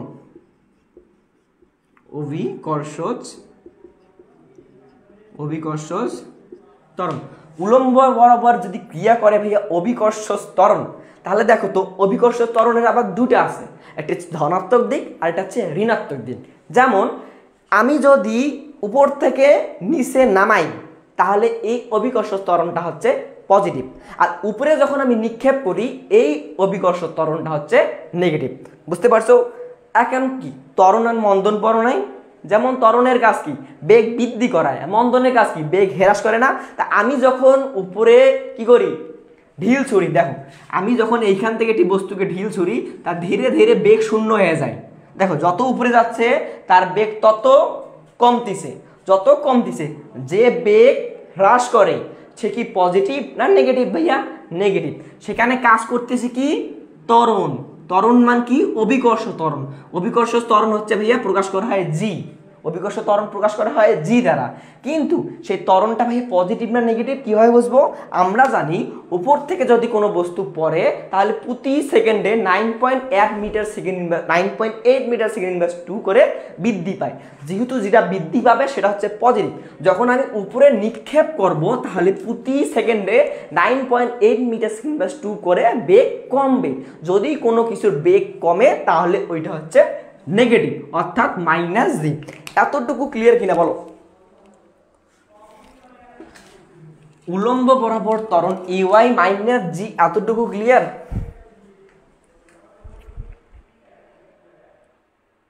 ভাইয়া আদিবেগ তো ভি না ভাইয়া, আদিবেগ কখনোই ভি না। আদিবেগ যদি তোমরা যদি লেখো আদিবেগকে দেখো কি কি লেখা যায়। দেখো আদিবেগকে লেখা যায় ইউ দ্বারা, আরেকটা লেখা যায় হচ্ছে ভি নট। দেখো ভি এটাকে বলা কি জানো? নট। ভি দিয়ে জিরো, নিচে একটা জিরোর মতো গোল দাগ, এটাকে বলা হচ্ছে ভি নট। তা আদি বেগকে বলা হয় ভি নট দ্বারা বা ইউ দ্বারা, আর শেষ বেগকে বলা হয় ভি দ্বারা। এখন তোমাদের ফার্স্ট সেমিস্টারের বইয়ে দেখবা যে ভি নট দ্বারা করা আছে, কিন্তু আমি তোমাদের ভি নট দ্বারা করাচ্ছি না। কারণ কি তোমরা এসএসসি লেভেলে সবাই পড়ে আসছো আদিবেগ হচ্ছে ইউ ইউ ইউ, যার ফলে তোমাদের আমি প্রমাণটাও করাবো ইউ দ্বারা। কথা ক্লিয়ার? হ্যাঁ ভাইয়া কথাটা ক্লিয়ার।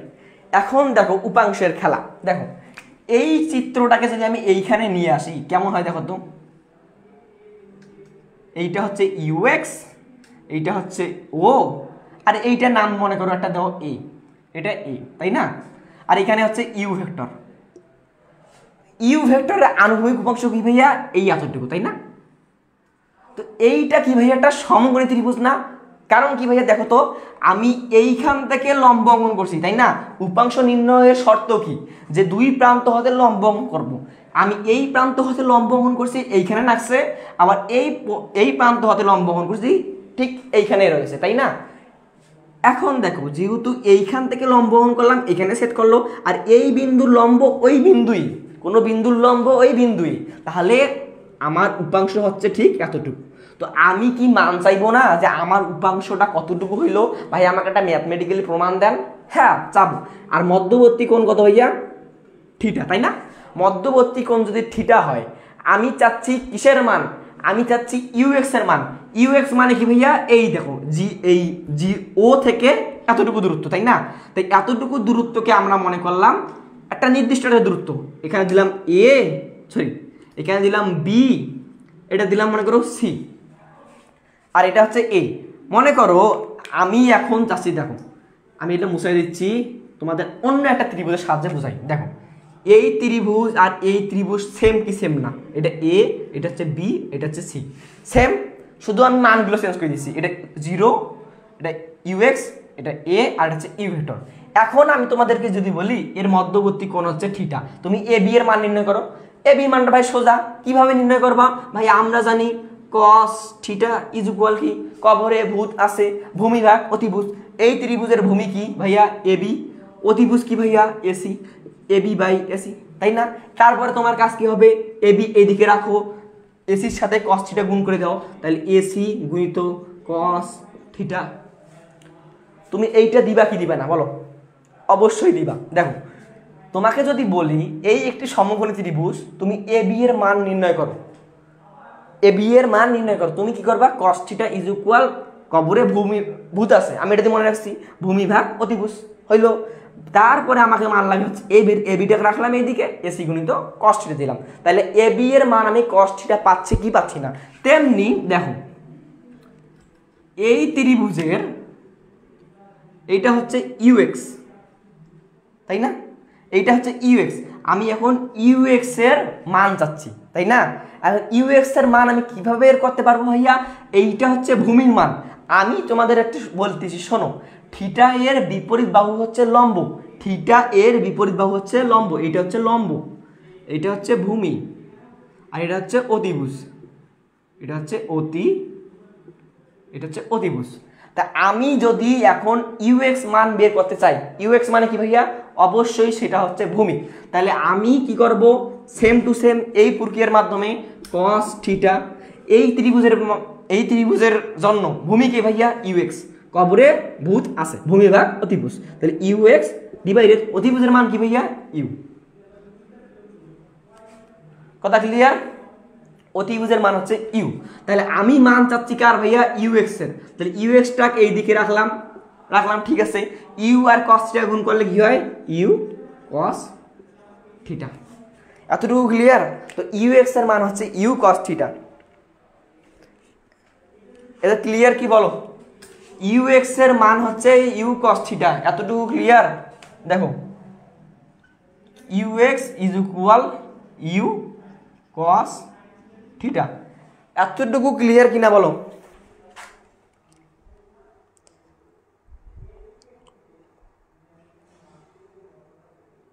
এতটুকু ক্লিয়ার কিনা? এখন দেখো, উলম্ব বরাবর আমরা ইউএক্সটা কি করলাম? আনুভূমিক বরাবর। এখন আমি চাবো না যে উলম্ব বরাবর বের করতে? অবশ্যই ভাইয়া। তো এখন আমি বের করব ইউ ওয়াই এর মান। ইউ ওয়াই উলম্ব বরাবর বেগ। আমি উলম্ব বরাবর বেগ নিতে গেলে আমাকে কি করতে হবে? সেম টু সেম এই প্রক্রিয়া। তো এই প্রক্রিয়া ত্রিভুজটা দেখো তো কেমন, ঠিক এমন না? ঠিক এমন না, তাই না? এইখানে হচ্ছে থিটা। আচ্ছা, তোমাদের কাছে প্রশ্ন, দেখো তো এই ফুল ত্রিভুজটা কত ডিগ্রি?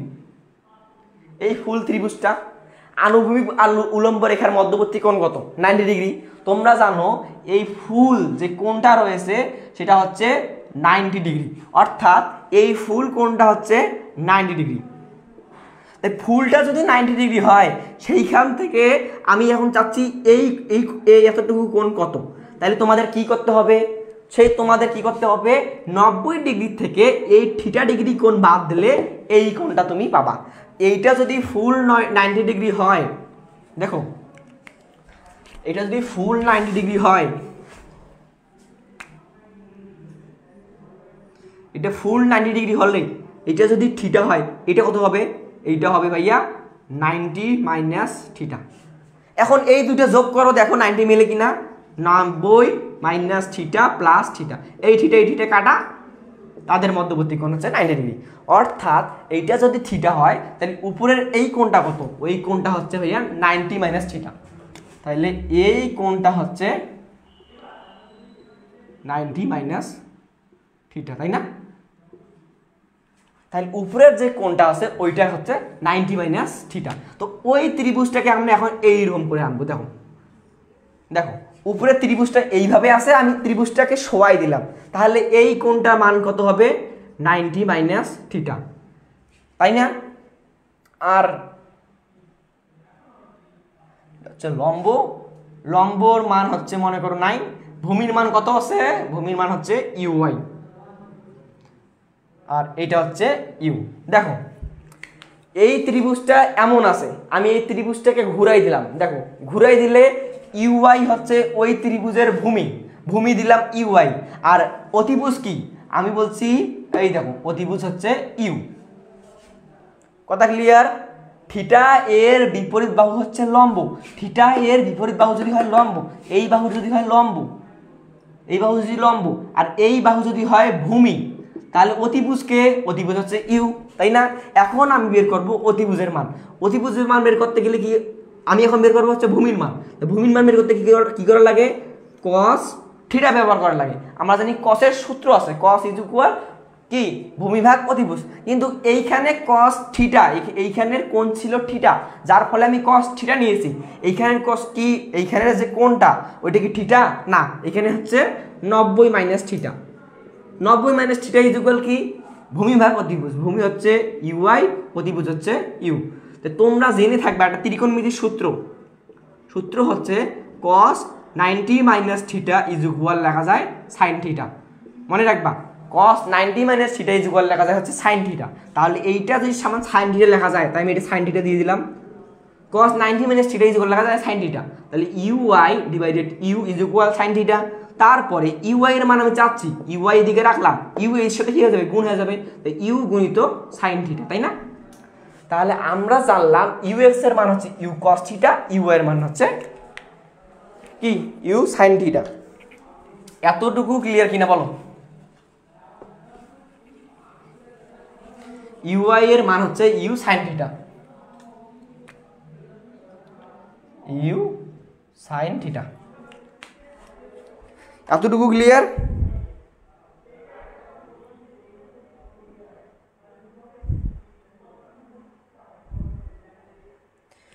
আবু বকর সিদ্দিক ক্লিয়ার ভাইয়া, মাহফুজ ইসলাম ক্লিয়ার ভাইয়া, রবিউল ইসলাম তুহিন ক্লিয়ার ভাইয়া।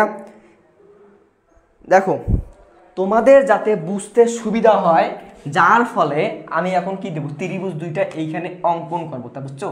ত্রিভুজ দুইটা এখানে অঙ্কন করি। হ্যাঁ,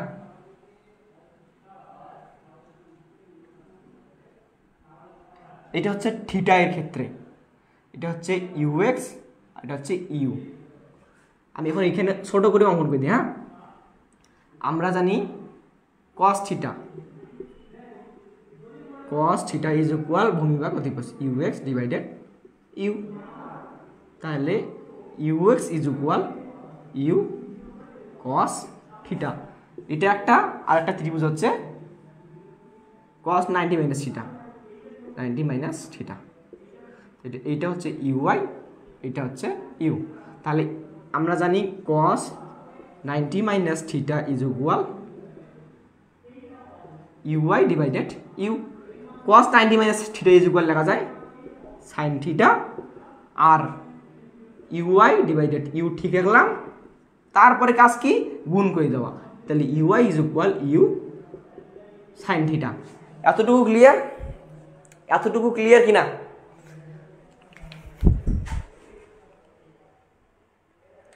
MD Rohan clear, Mahfuz Islam clear ভাইয়া, ক্লিয়ার ক্লিয়ার ক্লিয়ার।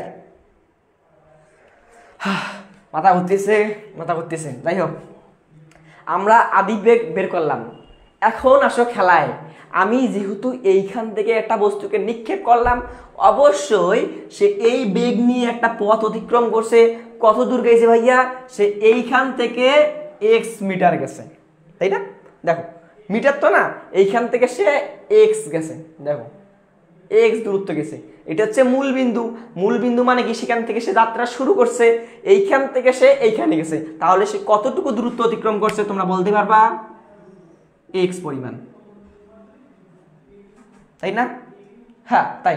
আর উপরে কতটুকু দূরত্ব অতিক্রম করছে ভাইয়া? উপরে সে অতিক্রম করছে হচ্ছে ওয়াই পরিমাণ। তো এখন আমরা শিখবো হচ্ছে আনুভূমিক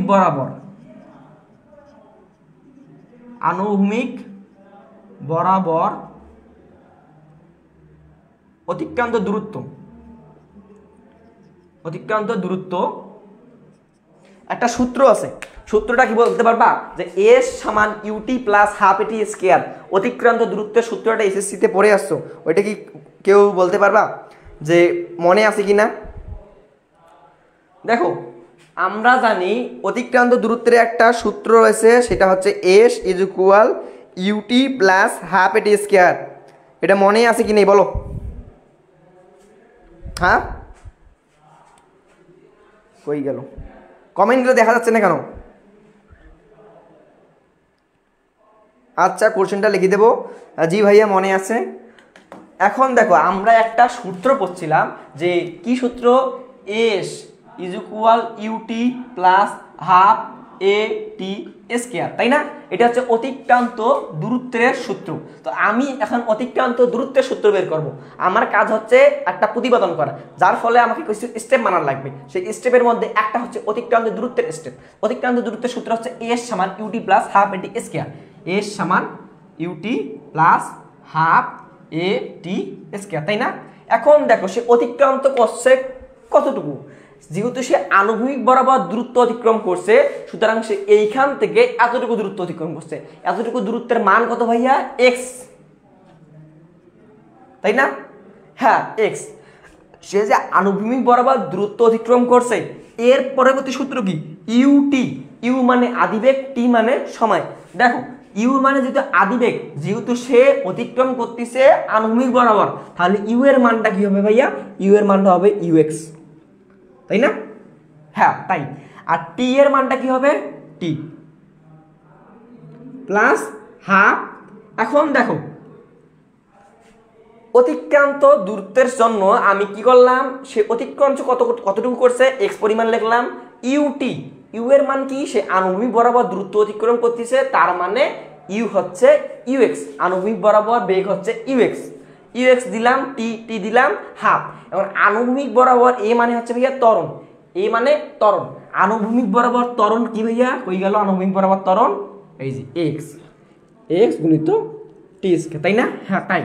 তো x is equal ux into T plus x এর মান কি ভাইয়া? এক্স এর মান হচ্ছে 0, হাফ গুণিত 0 গুণিত টি স্কয়ার। তোমরা জেনেই থাকবা যে কি শূন্যের সাথে যাহাই গুণ করবা তাহাই কি হবে? ভেনিশ হয়ে যাবে, তাহলে 0 হয়ে যাবে, অর্থাৎ এই পুরো লাইনটা ভেনিশ। তাহলে থাকতেছে কি? X is equal ux into t. এইখান থেকে আমাদের একটা কাজ আছে, সেই কাজটা কি? এইখান থেকে আমি টি এর মানটা বের করব। কেন ভাইয়া টি এর মানটা বের করব? কারণ ভাইয়া এটাই নিয়ম। এখন দেখো টি এর মানটা এখান থেকে আমি বের করব। তার আগে কি একটা কাজ আছে, আমরা ইউএক্স এর মান পাইছি কি পাই নাই?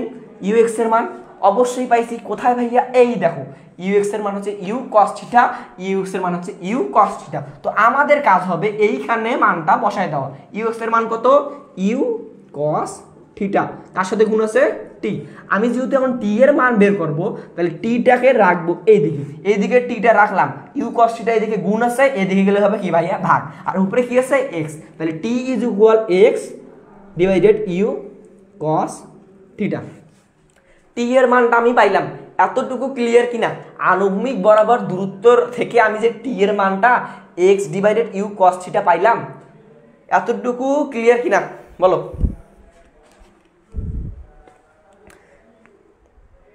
এতটুকু ক্লিয়ার কিনা?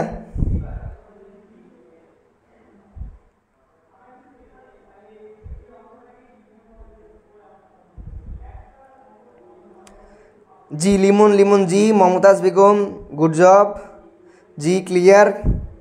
অচিন মানুষ ক্লিয়ার। দেখো আমি যে আনুভূমিক বরাবর এস সমান ইউটি প্লাস হাফ ইটি স্কয়ার সূত্র দিয়ে পড়াইলাম, দূরত্বটা বের করলাম, এতটুকু ক্লিয়ার কিনা? জাস্ট আবার বোঝাচ্ছি। দেখো এস মানে অতিক্রান্ত দূরত্ব, সে কতটুকু দূরত্ব করছে? এইখান থেকে সে এক্স পরিমাণ গেছে, বুঝলাম ভাইয়া? হ্যাঁ ইউটি, ইউ মানে হচ্ছে তার আদিবেগ। যেহেতু আমি আনুভূমিক বরাবর দূরত্ব অতিক্রান্ত বের করছি, সুতরাং আদিবেগ হবে আনুভূমিক বরাবর আদিবেগ হচ্ছে ভাইয়া ইউএক্স। টি তো টি সময়, তারপরে প্লাস হাফ এ বলতে কি ত্বরণ, যেহেতু আনুভূমিক বরাবর হিসাব করতেছি তাই ত্বরণ অবশ্যই এক্স হবে গুণিত টি স্কয়ার। কারণ এক্স এর মান হচ্ছে ভ্যালু 0, 0 সাথে যাহাই গুণ করো না কেন তাহাই 0 হয়ে যায়, পুরোটা হয়ে যাচ্ছে ভ্যানিশ। ইউএক্স এর মান হচ্ছে ইউ কস থিটা। আমার এখান থেকে বের করতে হবে টি এর মান, t is equal x divided u cos theta. এতটুকু ক্লিয়ার? বুঝতে পারছো এতটুকু? তো এই ফুল জিনিসটাকে আশা করি তোমরা বুঝতে পারছো। এখন আমি বাকিটুকু করবো হচ্ছে হাতের এই সাইডে। জায়গা কি ধরবে? হ্যাঁ অবশ্যই হয়তো ধরবে। তো এখন আমি আলোচনা করব হচ্ছে আনুভূমিক বরাবর দূরত্ব অতিক্রম আমি বের করছি, তো অবশ্যই এখন আমাদের কাজ কি হবে? উলম্ব বরাবর দূরত্ব অতিক্রম করা, তাই না? উলম্ব বরাবর অতিক্রান্ত দূরত্ব। উলম্ব বরাবর অতিক্রান্ত দূরত্ব কি ভাইয়া? আমরা জানি উলম্ব বরাবর অতিক্রান্ত দূরত্ব সেম সূত্র, এস সমান UT plus half a t square, তাই না? হ্যাঁ তাই। তাহলে এস মানে কি? সে কতটুকু অতিক্রম করছে। আচ্ছা দেখো তো ভাইয়া, আমি মনে করলাম সে আনুভূমিক বরাবর এক্স পরিমাণ গেছে, তাহলে উলম্ব বরাবর কতটুকু যাবে? সে ওয়াই পরিমাণ যাবে, তাই না? উলম্ব বরাবর সরণ হচ্ছে কতটুকু বলো তো? ওয়াই। ক্লিয়ার? হ্যাঁ ক্লিয়ার। উলম্ব বরাবর আদিবেগ কত? আনুভূমিক বরাবর আদিবেগ ছিল ইউএক্স, উলম্ব বরাবর আদিবেগ হবে ইউআই। আর সময়ের তো কোনো ঠিক ঠিকানা নাই, সময় সবসময় একই, সময় একই টি টি থাকবে। তাহলে প্লাস হাফ দিলাম, এ মানে কি ভাইয়া ত্বরণ, এ মানে ত্বরণ, ত্বরণ ত্বরণ, এ মানে কোন ত্বরণ, উলম্ব বরাবর ত্বরণ, উলম্ব বরাবর ত্বরণের মান কি এ ওয়াই গুণিত টি স্কয়ার। এতটুকু ক্লিয়ার? আশা করি ক্লিয়ার। তো ওয়াই ইজ ইকুয়াল আমার এখন মান বসাইতে হবে ইউআই। আচ্ছা দেখো তো ভাইয়া আমি কি এখানে টি এর মানটা বসাই দিতে পারি কি পারি না? এইখানে দেখো তো টি এর মানটা আমি পাইছি না, এই দেখো টি এর মানটা আমি পাইছি। টি এর মান হচ্ছে t is equal x divided u cos theta, x divided u cos theta. তা আমি এখন মান বসাই দেবো, টি এর মান বসাই দেবো এইখানে। টি এর মান হচ্ছে x divided u cos theta, x divided u cos theta গুণ sorry plus half a y এর মান কি ভাইয়া, এ ওয়াই এর মান উল্লম্ব বরাবর ত্বরণের মান হচ্ছে মাইনাস জি, মাইনাস জি বসে দাও, মাইনাস জি কিন্তু টি স্কয়ার, টি বলতে কি ভাইয়া x divided u cos theta. তাহলে টি স্কয়ার বলতে কি হবে, টি স্কয়ার বলতে হবে x divided u cos theta তার উপরও স্কয়ার। এতটুকু ক্লিয়ার? আশা করি এতটুকু ক্লিয়ার। বাকিটা আমরা এইখানে করব, জায়গায় কি দেখা যায়? আশা করি দেখা যাবে। দেখো নিচে দেখা যাচ্ছে কি দেখা যাচ্ছে না আমি দেখি, হ্যাঁ দেখা যাচ্ছে। দেখো এখন আমার কাজ হবে ওয়াই ঠিক রাখলাম, দেখো টি এর মান বসাই দিছি। এখন দেখো এইখানে আরেকটা আমি কাজ করতে পারি যে ইউআই এর মানটা এইখানে বসাই দিতে পারি, তাই না? ইউআই এর মানটা যদি আমি এখানে বসাই দেই, দেখো ইউআই এর মান কি ভাইয়া কই গেল, ইউআই এর মান এই দেখো, ইউআই এর মান হচ্ছে ইউ সাইন থিটা, পাই নাই? হ্যাঁ পাইছি। তো এখন আমার কাজ হবে এইখানে আমি যেহেতু জায়গাটা শর্ট, আমি ইউআই এর মান ভাইয়া এইখানে বসাই দেবো। ইউআই এর মানটা ছিল এই যে u sine theta, u sine theta, আরে হেস বসাই যাচ্ছে, হ্যাঁ ইউ সাইন থিটা গুণিত টি এর মান কি, টি এর মান হচ্ছে x divided u cos theta. এতটুকু ক্লিয়ার? হ্যাঁ ভাইয়া ক্লিয়ার, কোনো ভেজাল আছে না? যেহেতু দেখো এই ইউ হচ্ছে উপরের সংখ্যা, এই ইউ হচ্ছে নিচের সংখ্যা, তাহলে অবশ্যই এই ইউ আর এই ইউ যায় কি কাটা, উপরে আর নিচের সংখ্যা কাটা যায়। যেমনটা 2/2 থাকলে কাটা যায়, তেমনি ইউ ভাগ ইউ থাকলেও কাটা যায়। আশা করি তোমরা এটা বুঝতে পারছো। তো ইউ ইউ কাটা গেলে থাকে কি ভাইয়া x divide sine theta, sine theta গুণিত এক্স ডিভাইডেড কস থিটা, তাই না? এখন দেখো তোমরা ত্রিকোণমিতিতে পড়ে আসছো, sine theta divided cos theta is equal লেখা যায় ভাইয়া ট্যান থিটা। তাহলে আমরা কি লিখতে পারি না এই পুরোটা সমান, আমরা লিখতে পারি সাইন থিটা গুণিত x divided cos theta is equal tan theta x. লিখতে পারি কি পারি না? অবশ্যই পারি, যেহেতু sine theta divided cos theta is equal কি ভাইয়া ট্যান থিটা। ট্যান থিটা এর পরে এক্স দেওয়াটা কেমন হয়ে যায়, যার ফলে আমি এক্সটাকে সামনে আনবো, তাহলে x tan theta. Clear? Extra উপরে রাখলাম, ঠিক আছে। Sine theta divided cos theta is equal tan theta. এখন আসো সব সময় মনে রাখবে একটা ম্যাথের বেসিক জিনিস হচ্ছে গুণ হয় আগে হচ্ছে চিহ্নের, প্লাসে মাইনাসে কি ভাইয়া সবসময় গুণ হয় আগে চিহ্নের, প্লাসে মাইনাসে হচ্ছে মাইনাস, তাই না? প্লাসে মাইনাসে মাইনাস, মাইনাস দিলাম, হাফ দিলাম, জি দিলাম। এখন দেখো একটা জিনিস দেখো, যেহেতু x divided u cos theta আছে, অল স্কয়ার আছে, তার মানে স্কয়ারের ভাগ লব নেবে, স্কয়ারের ভাগ হর নেবে। তাহলে স্কয়ারের ভাগ যদি লব নেয় তাহলে ভাইয়া কি হয় এক্স স্কয়ার, তাই না? এক্স স্কয়ারের ভাগ এখন হর নেবে, হরের মধ্যে আবার কি আছে ইউ আছে আর আছে কস থিটা আছে, তাই না? তো হরের মধ্যে আবার দুটো জিনিস আছে, তাহলে আমরা জানি আবার এ গুণিত বি অল স্কয়ার থাকলে আমরা এ স্কয়ার গুণিত বি স্কয়ার লিখতে পারি। তাহলে যেহেতু ইউ আলাদা একটা রাশি, ইউ আলাদা একটা পদ, কস আলাদা একটা জিনিস, তাহলে এখানে ইউ স্কয়ার হবে গুণিত কস স্কয়ার থিটা হবে, তাই না? স্কয়ারের ভাগ লব পাবে, স্কয়ারের ভাগ হর পাবে। হরের মধ্যে দুটো জিনিস আছে ইউ আর কস, তাহলে হরের মধ্যে দুটো জিনিসে স্কয়ারের ভাগ পাবে, একটা হচ্ছে ইউ আর একটা হচ্ছে cos theta. Minus half g দিলাম, উপরে থাকবে এক্স স্কয়ার ডিভাইডেড নিচে থাকবে u square cos square theta. এতটুকু ক্লিয়ার? এতটুকু ক্লিয়ার কিনা বলো? শেষ?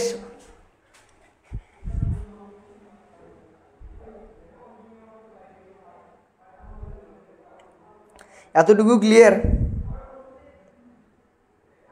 ভাই মাথা ঘুরতেছে ভাইয়া, তুমি এই ক্লাস শোনো, মাথা যেহেতু ঘুরবে, এটা প্রথমবার মাথা ঘুরবে না, তুমি এই ক্লাসটা বেশি নয়, তুমি ভাই মুভি রাতে 5টা 6টা করে মুভি দেখো, 5টা 6টা করে আমি মুভি দেখি, আমি নাটক দেখি 4টা 5টা, তুমি এই ক্লাসটা দুইবার দেখো, ক্লাসটা ফুললিভাবে 2বার দেখো, দেখবা যে ক্লাসটা তুমি ফুলফিলভাবে বুঝে গেছো। এতটুকু ক্লিয়ার? হামিয়া আফসার আসসালামু আলাইকুম। ওয়ালাইকুম আসসালাম। রবিউল হোসেন তুইন, ওকে ওকে ওকে। তো এতটুকু ক্লিয়ার ভাইয়া যে y is equal x tan theta বিয়োগ half g x square divided u square গুণিত কস স্কোয়ার থিটা। এতটুকু ক্লিয়ার? হ্যাঁ ভাইয়া ক্লিয়ার। এখন আসো লাস্ট পর্যায়ে, দেখি কতটুকু পর্যন্ত দেখা যায়। তাই ভাই এখন আমরা ধরি এটা একটা সমীকরণ দেবো, আমি সমীকরণ দিলাম হচ্ছে এটা 1 নং সমীকরণ। আমরা যখন ধরি কি ধরি হচ্ছে tan theta is equal b. ধরি মানে কি? মনে করি। আমাদের ফিজিক্স আর ম্যাথ মানে কি? মনে করি। তা আমি মনে করি ধরলাম tan theta is equal b. আর কি ধরলাম? হাফ জি, আর ধরলাম হচ্ছে g divided 2 u square cos square theta is equal C.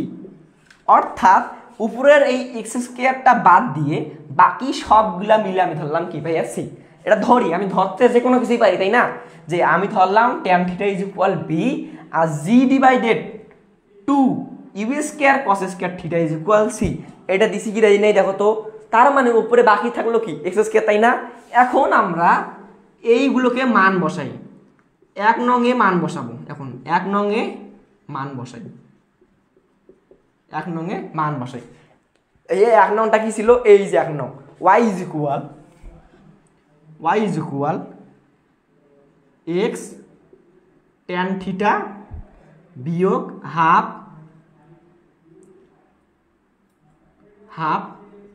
G x square divided u square cos square theta, তাই না? তাহলে y ঠিক রাখলাম। দেখা যায় কি?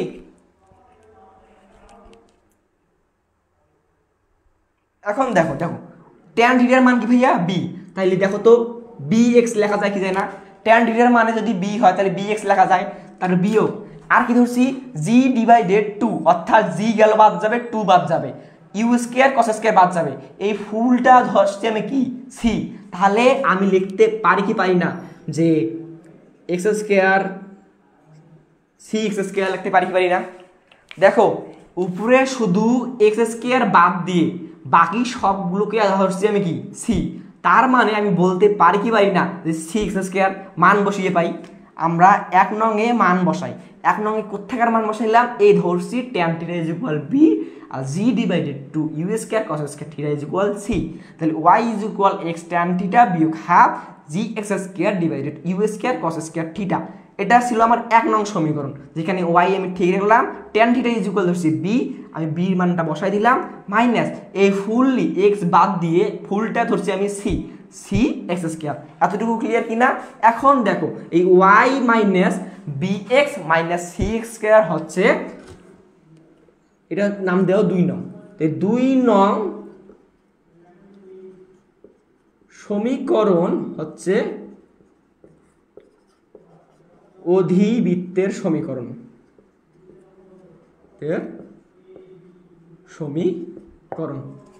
দেখো আমরা জানি অধিবৃত্তের সমীকরণ, আমরা বৃত্তের মাধ্যমে এটা প্রমাণ করছি যে অধিবৃত্তের সমীকরণ হচ্ছে y is equal bx minus cx square. এটা অধিবৃত্তের সমীকরণ। আর আমরা এই ফুল ক্যালকুলেশনটা করেও আমি y is equal bx minus cx square প্রমাণ করলাম, তাই না? দেখো আমরা জানি অধিবৃত্তের সমীকরণ হচ্ছে y is equal bx minus cx square, right? হ্যাঁ রাইট। আমি এই যে প্রক্ষেপণের ঘটনাটা এই ফুললি আমি এইটা করে আমি বের করলাম যে y is equal bx minus cx square. তার মানে আমি বলতে পারি না যে প্রাসের ভেতর থেকে bx মাইনাস cx স্কোয়ারের যে প্রমাণটা এটা বের হয়ে আসলো। সুতরাং বলতে পারি যে প্রাসের গতিপথ অধিবৃত্তাকার। সুতরাং প্রাসের গতিপথ অধিবৃত্তাকার। এগুলো খাতা সুন্দরভাবে নোট করে নাও, বুঝলো? কোনটার পর কোনটা, এগুলো খুব মানে নোট করে নাও, কোনটার পর কোনটা স্টেপ বাই স্টেপ নোট করে নাও। দেখো আবার বোঝাচ্ছি যে y minus b x minus c x square একটা অধিবৃত্তের সমীকরণ। আমি এই ক্যালকুলেশনটা করে y minus b x minus c x স্কোয়ারের সমীকরণটা পাইছি। সুতরাং আমি বলতেই পারি যে প্রাসের গতিপথ অধিবৃত্তাকার। এই যে এটা প্রমাণ। ক্লাসটা যে করলা কেমন লাগলো বলো? ক্লাস শেষ আজকে।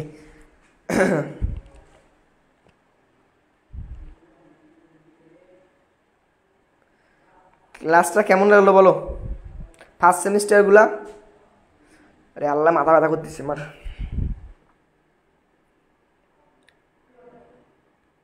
কমেন্ট করো, কমেন্ট করো। তোমাদের এই কমেন্ট দেখেই আমরা ইন্সপায়ার হই, যার ফলে আমরা ফ্রি ভিডিওগুলো দেই। বুঝতে পারছো? তোমাদের ফ্রি ভিডিও দেওয়ার উদ্দেশ্য হচ্ছে তোমরা যাতে ডিপ্লোমা সেক্টরকে এগিয়ে নিতে পারো। বুঝতে পারছো? দেখি কমেন্টগুলো একটু পড়ি, কোন জায়গায় বোঝো নাই এখন বলতে পারো। রবিউল হুসাইন তুহিন, ভাইয়া ইজি, ভাইয়া ইজি। দেখি কি বললো। অচিন মানুষ, অনেক ধন্যবাদ ভাই। এডি দিগন্ত, ভাই অনেক ভালো বোঝান আপনি।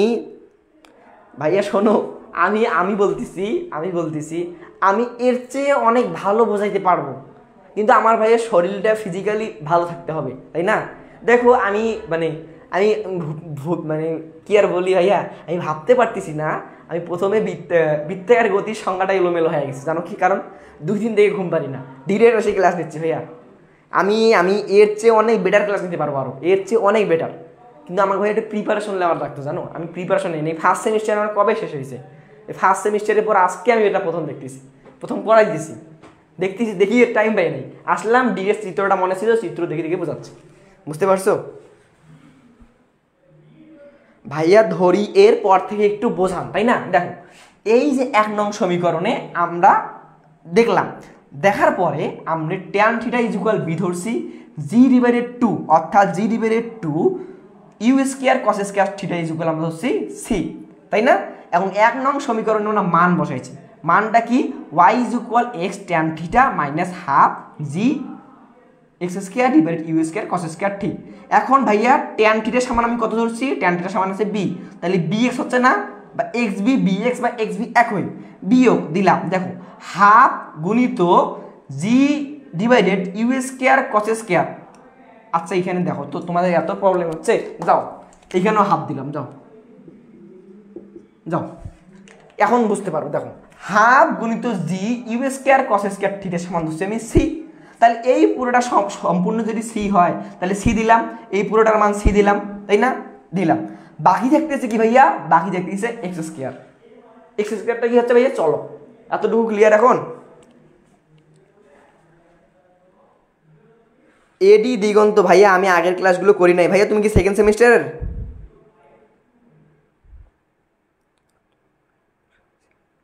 সুফিয়া খাতুন, অনেক সুন্দর হয়েছে ভাইয়া, বুঝছি, আপনাকে অনেক ধন্যবাদ। মাথার উপর দিয়ে গেছে কিছুটা, ভাইয়া কোন জিনিসটা মাথার উপর দিয়ে গেছে? আনলিমিটেড সময় আছে ভাইয়া, তুমি বলো আমি বুঝাই দিচ্ছি। নূর নয়ন, আলহামদুলিল্লাহ অনেক ভালো লাগছে ভাইয়া। দিগন্ত, এডি দিগন্ত ভাই অনেক ভালো বোঝেন আপনি, ধন্যবাদ।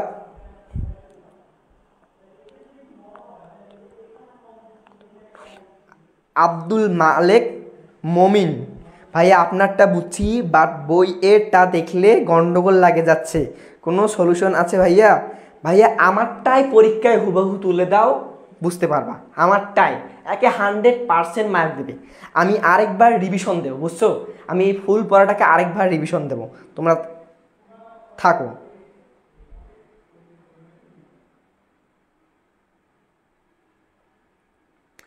আর ডিপ্লোমা সম্পর্কে ফার্স্ট সেমিস্টারে যারা আসো, কিছু প্রশ্ন থাকলে বলো, আমি প্রশ্নগুলোর অ্যান্সার দিই। ডিপ্লোমা সম্পর্কে যদি কারো কোনো প্রশ্ন থাকে আমাকে বলো।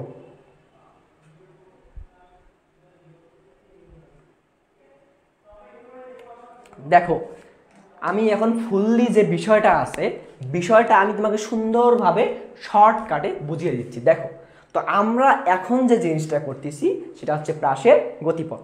প্রাসের গতিপথ বুঝতে হবে প্রাসটা কি, প্রাস বুঝতে হবে প্রক্ষেপণটা কি।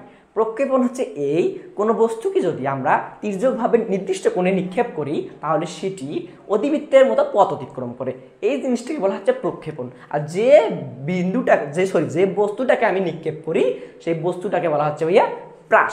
তো প্রাস বলছে যে প্রাসের গতিপথটা হচ্ছে অধিবৃত্তাকার। তো অধিবৃত্তাকার ভাই আমরা কিভাবে প্রমাণ করতে পারি? অধিবৃত্তাকার ভাই আমরা প্রমাণ করতে পারি যদি আমরা প্রাসের গতিপথের ভেতর থেকে আমি যদি দেখতে পারি যে প্রাসের গতিপথের ভেতর থেকে অধিবৃত্তের সমীকরণটা বেরিয়ে আসতেছে, তাহলে আমরা বলতে পারবো যে প্রাসের গতিপথ অধিবৃত্তাকার। যার কারণে আমি এই ফুললি ঘটনাটাকে আমি অঙ্কের মাধ্যমে আমি প্রকাশ করতেছি। প্রথমে আমি কি লিখছি দেখো, মনে করি একটি বস্তুকে আমি থিটা কোণে তির্যকভাবে নিক্ষেপ করলাম। আমি থিটা কোণে তির্যকভাবে নিক্ষেপ করছি এটাই বলছি। এর আদিবেগ হচ্ছে ইউ, ইউ এর দুটি উপাংশ হচ্ছে ইউএক্স আর হচ্ছে ইউ ওয়াই। এখন ইউএক্সটা কি? ইউএক্স হচ্ছে আনুভূমিক উপাংশ, ইউওয়াই হচ্ছে লম্বিক উপাংশ। আনুভূমিক বরাবর ত্বরণ সবসময় শূন্য থাকে, আনুভূমিক বরাবর ত্বরণ হচ্ছে এক্স, অর্থাৎ এ দ্বারা ত্বরণ, এক্স বলতে এক্স অক্ষ বরাবর ত্বরণ অর্থাৎ আনুভূমিক বরাবর ত্বরণ। উল্লম্ব বরাবর ত্বরণ হচ্ছে এ ওয়াই, ওয়াই বলতে হচ্ছে উল্লম্ব বরাবর ত্বরণ। বুঝতে পারছো? উল্লম্ব বরাবর ত্বরণ মানে হচ্ছে জি। ভূপৃষ্ঠ থেকে উপর থেকে যখন নিচে পড়ে তাহলে সেই যে অভিকর্ষ ত্বরণটা পাওয়া যায় সেটা হচ্ছে পজিটিভ, কারণ প্রতি সেকেন্ডে বেগটা বৃদ্ধি পায়। কিন্তু যখন আমি উপরে নিক্ষেপ করি তখন প্রতি সেকেন্ডে বেগটা কমে, তার মানে অভিকর্ষ ত্বরণ হচ্ছে নেগেটিভ। দেখো এখন আমি মান বের করবো হচ্ছে আমার আনুভূমিক উপাংশ ইউএক্স এর মান বের করবো আর ইউআই এর মান বের করবো। আনুভূমিক উপাংশের মানটা কিভাবে বের করবো? এখানে ভূমি হচ্ছে ইউএক্স, অধিভুজ হচ্ছে ইউ। আমরা একটা সূত্র জানি ত্রিকোণমিতির, cos θ is equal u x divided u, তাই না? cos θ ইজ ইকুয়াল কি?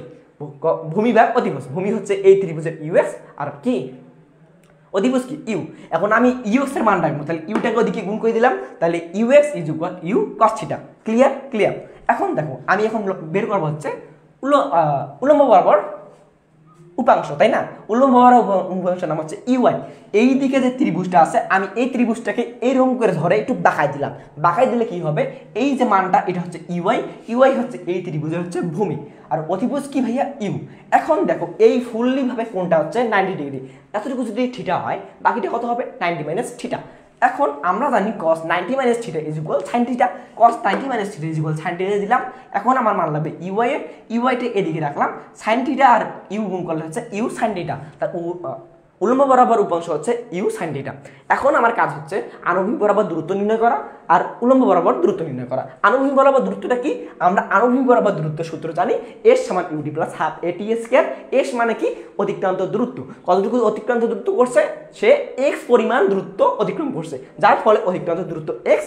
ইউ বলতে কি? আনুভূমিক বরাবর আদিবেগ। আনুভূমিক বরাবর আদিবেগ মানে কি? ইউএক্স। টি বলতে টি। আনুভূমিক বরাবর ত্বরণ মানে হচ্ছে এক্স, এক্স এর মান 0, 0 বসিয়ে দিয়েছি। ইউএক্স এর মান হচ্ছে ইউ cos θ, এইখানে পাইছি। তারপরে টি এর মানটা বের করছি, t is equal x by u cos θ। এখন আমি বের করব উল্লম্ব বরাবর দূরত্ব। উল্লম্ব বরাবর দূরত্ব হচ্ছে এস সমান UT plus half a t square. তারপরে আমি কি করছি? ওয়াই দিছি। উল্লম্ব বরাবর সে কতটুকু দূরত্ব অতিক্রম করছে? ওয়াই। তারপরে আমি ইউটি, ইউ মানে হচ্ছে আদিবেগ, যেহেতু আমি চাচ্ছি ওটা উল্লম্ব বরাবর আদিবেগ নির্ণয় করার জন্য, শুধু উল্লম্ব বরাবর আদিবেগ হচ্ছে ইউআই গুণিত টি প্লাস হাফ এ বলতে হচ্ছে এ বলতে হচ্ছে ত্বরণ। কিসের ত্বরণ? উল্লম্ব বরাবর ত্বরণ। উল্লম্ব বরাবর ত্বরণের মান হচ্ছে এওয়াই, এওয়াই এর মান হচ্ছে মাইনাস জি গুণিত টি স্কয়ার। তারপরে ইউএ এর মান বসাই দিয়েছি, ইউ এর মান হচ্ছে ইউ sin থিটা, এখানে পাইছি, গুণিত টি এর মান আমি এইখানে পাইছি। এই দেখো টি এর মান, টি এর মান হচ্ছে ভাইয়া x divided u cos θ plus half অভিকর্ষ ত্বরণের মান হচ্ছে মাইনাস জি, এই যে পাইছি, গুণিত ওই টি স্কয়ারের মান হচ্ছে এক্স ডিভাইডেড ইউ cos θ তার উপর অল স্কয়ার। এখন তারপরে হচ্ছে ইউ কাটা যাবে, উপরে নিচে sin θ আর cos θ হচ্ছে tan θ, তার সাথে গুণ আছে এক্স মাইনাস প্লাসে মাইনাসে মাইনাস, আমরা জানি আগে গুণ হয় চিহ্নের, প্লাসে মাইনাসে মাইনাস ছিল, হাফ দিলাম, জি দিলাম, আর এই স্কয়ারের ভাগ লব পাবে, হর পাবে। লবের মধ্যে একটি সংখ্যা আছে সেটা হচ্ছে এক্স, তার উপর স্কয়ার। হরের মধ্যে দুটি জিনিস আছে, একটা হচ্ছে ইউ আর একটা হচ্ছে cos θ, যার ফলে ইউ এর উপরও স্কয়ার যাবে, cos θ এর উপরও স্কয়ার যাবে। ইউ এর উপর স্কয়ার দিলে ইউ স্কয়ার, cos এর উপর স্কয়ার দিলে cos স্কয়ার θ। দেখো তারপরে হচ্ছে আমরা এই যে বিষয়টাকে আছে এই বিষয়টাকে আমি 1 নং সমীকরণ দিলাম। 1 নং সমীকরণে আমাদের বলা হয়েছে এক নং সমীকরণে ধরছি আমি tan theta is equal b আর হাফ গুণিত g divided u square cos square theta is equal c. আমি এক নং সমীকরণে এই যে ধরছি যেটা সেটার মান বসাইছি। মানটা কি y is equal x tan theta minus half গুণিত g divided u square cos square theta গুণিত এক্স স্কয়ার। এই মানটা আমি এখন এখানে বসাই দিছি। আমি tan theta is equal b ধরছি আর হাফ গুণিত g u square cos square থিটার সমান আমি সি ধরছি। তার ফলে y is equal b x minus c square আমার একটা সমীকরণ রেখেছি, যার সমীকরণটা হচ্ছে অধিবৃত্তাকার সমীকরণ। সুতরাং আমি এটা পাইছি হচ্ছে প্রাসের ভেতর থেকে, তাই আমি বলতেছি প্রাসের গতিপথ অধিবৃত্তাকার। এবার মনে হয় তোমাদের ক্লিয়ার হয়েছে, আশা করি ক্লিয়ার হয়েছে।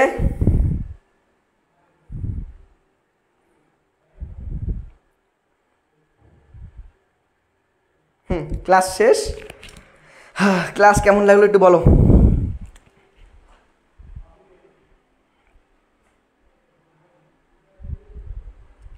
বলো ক্লাস কেমন লাগলো।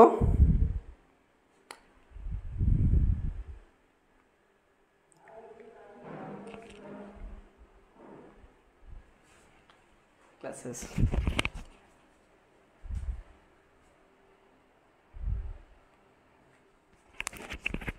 হুম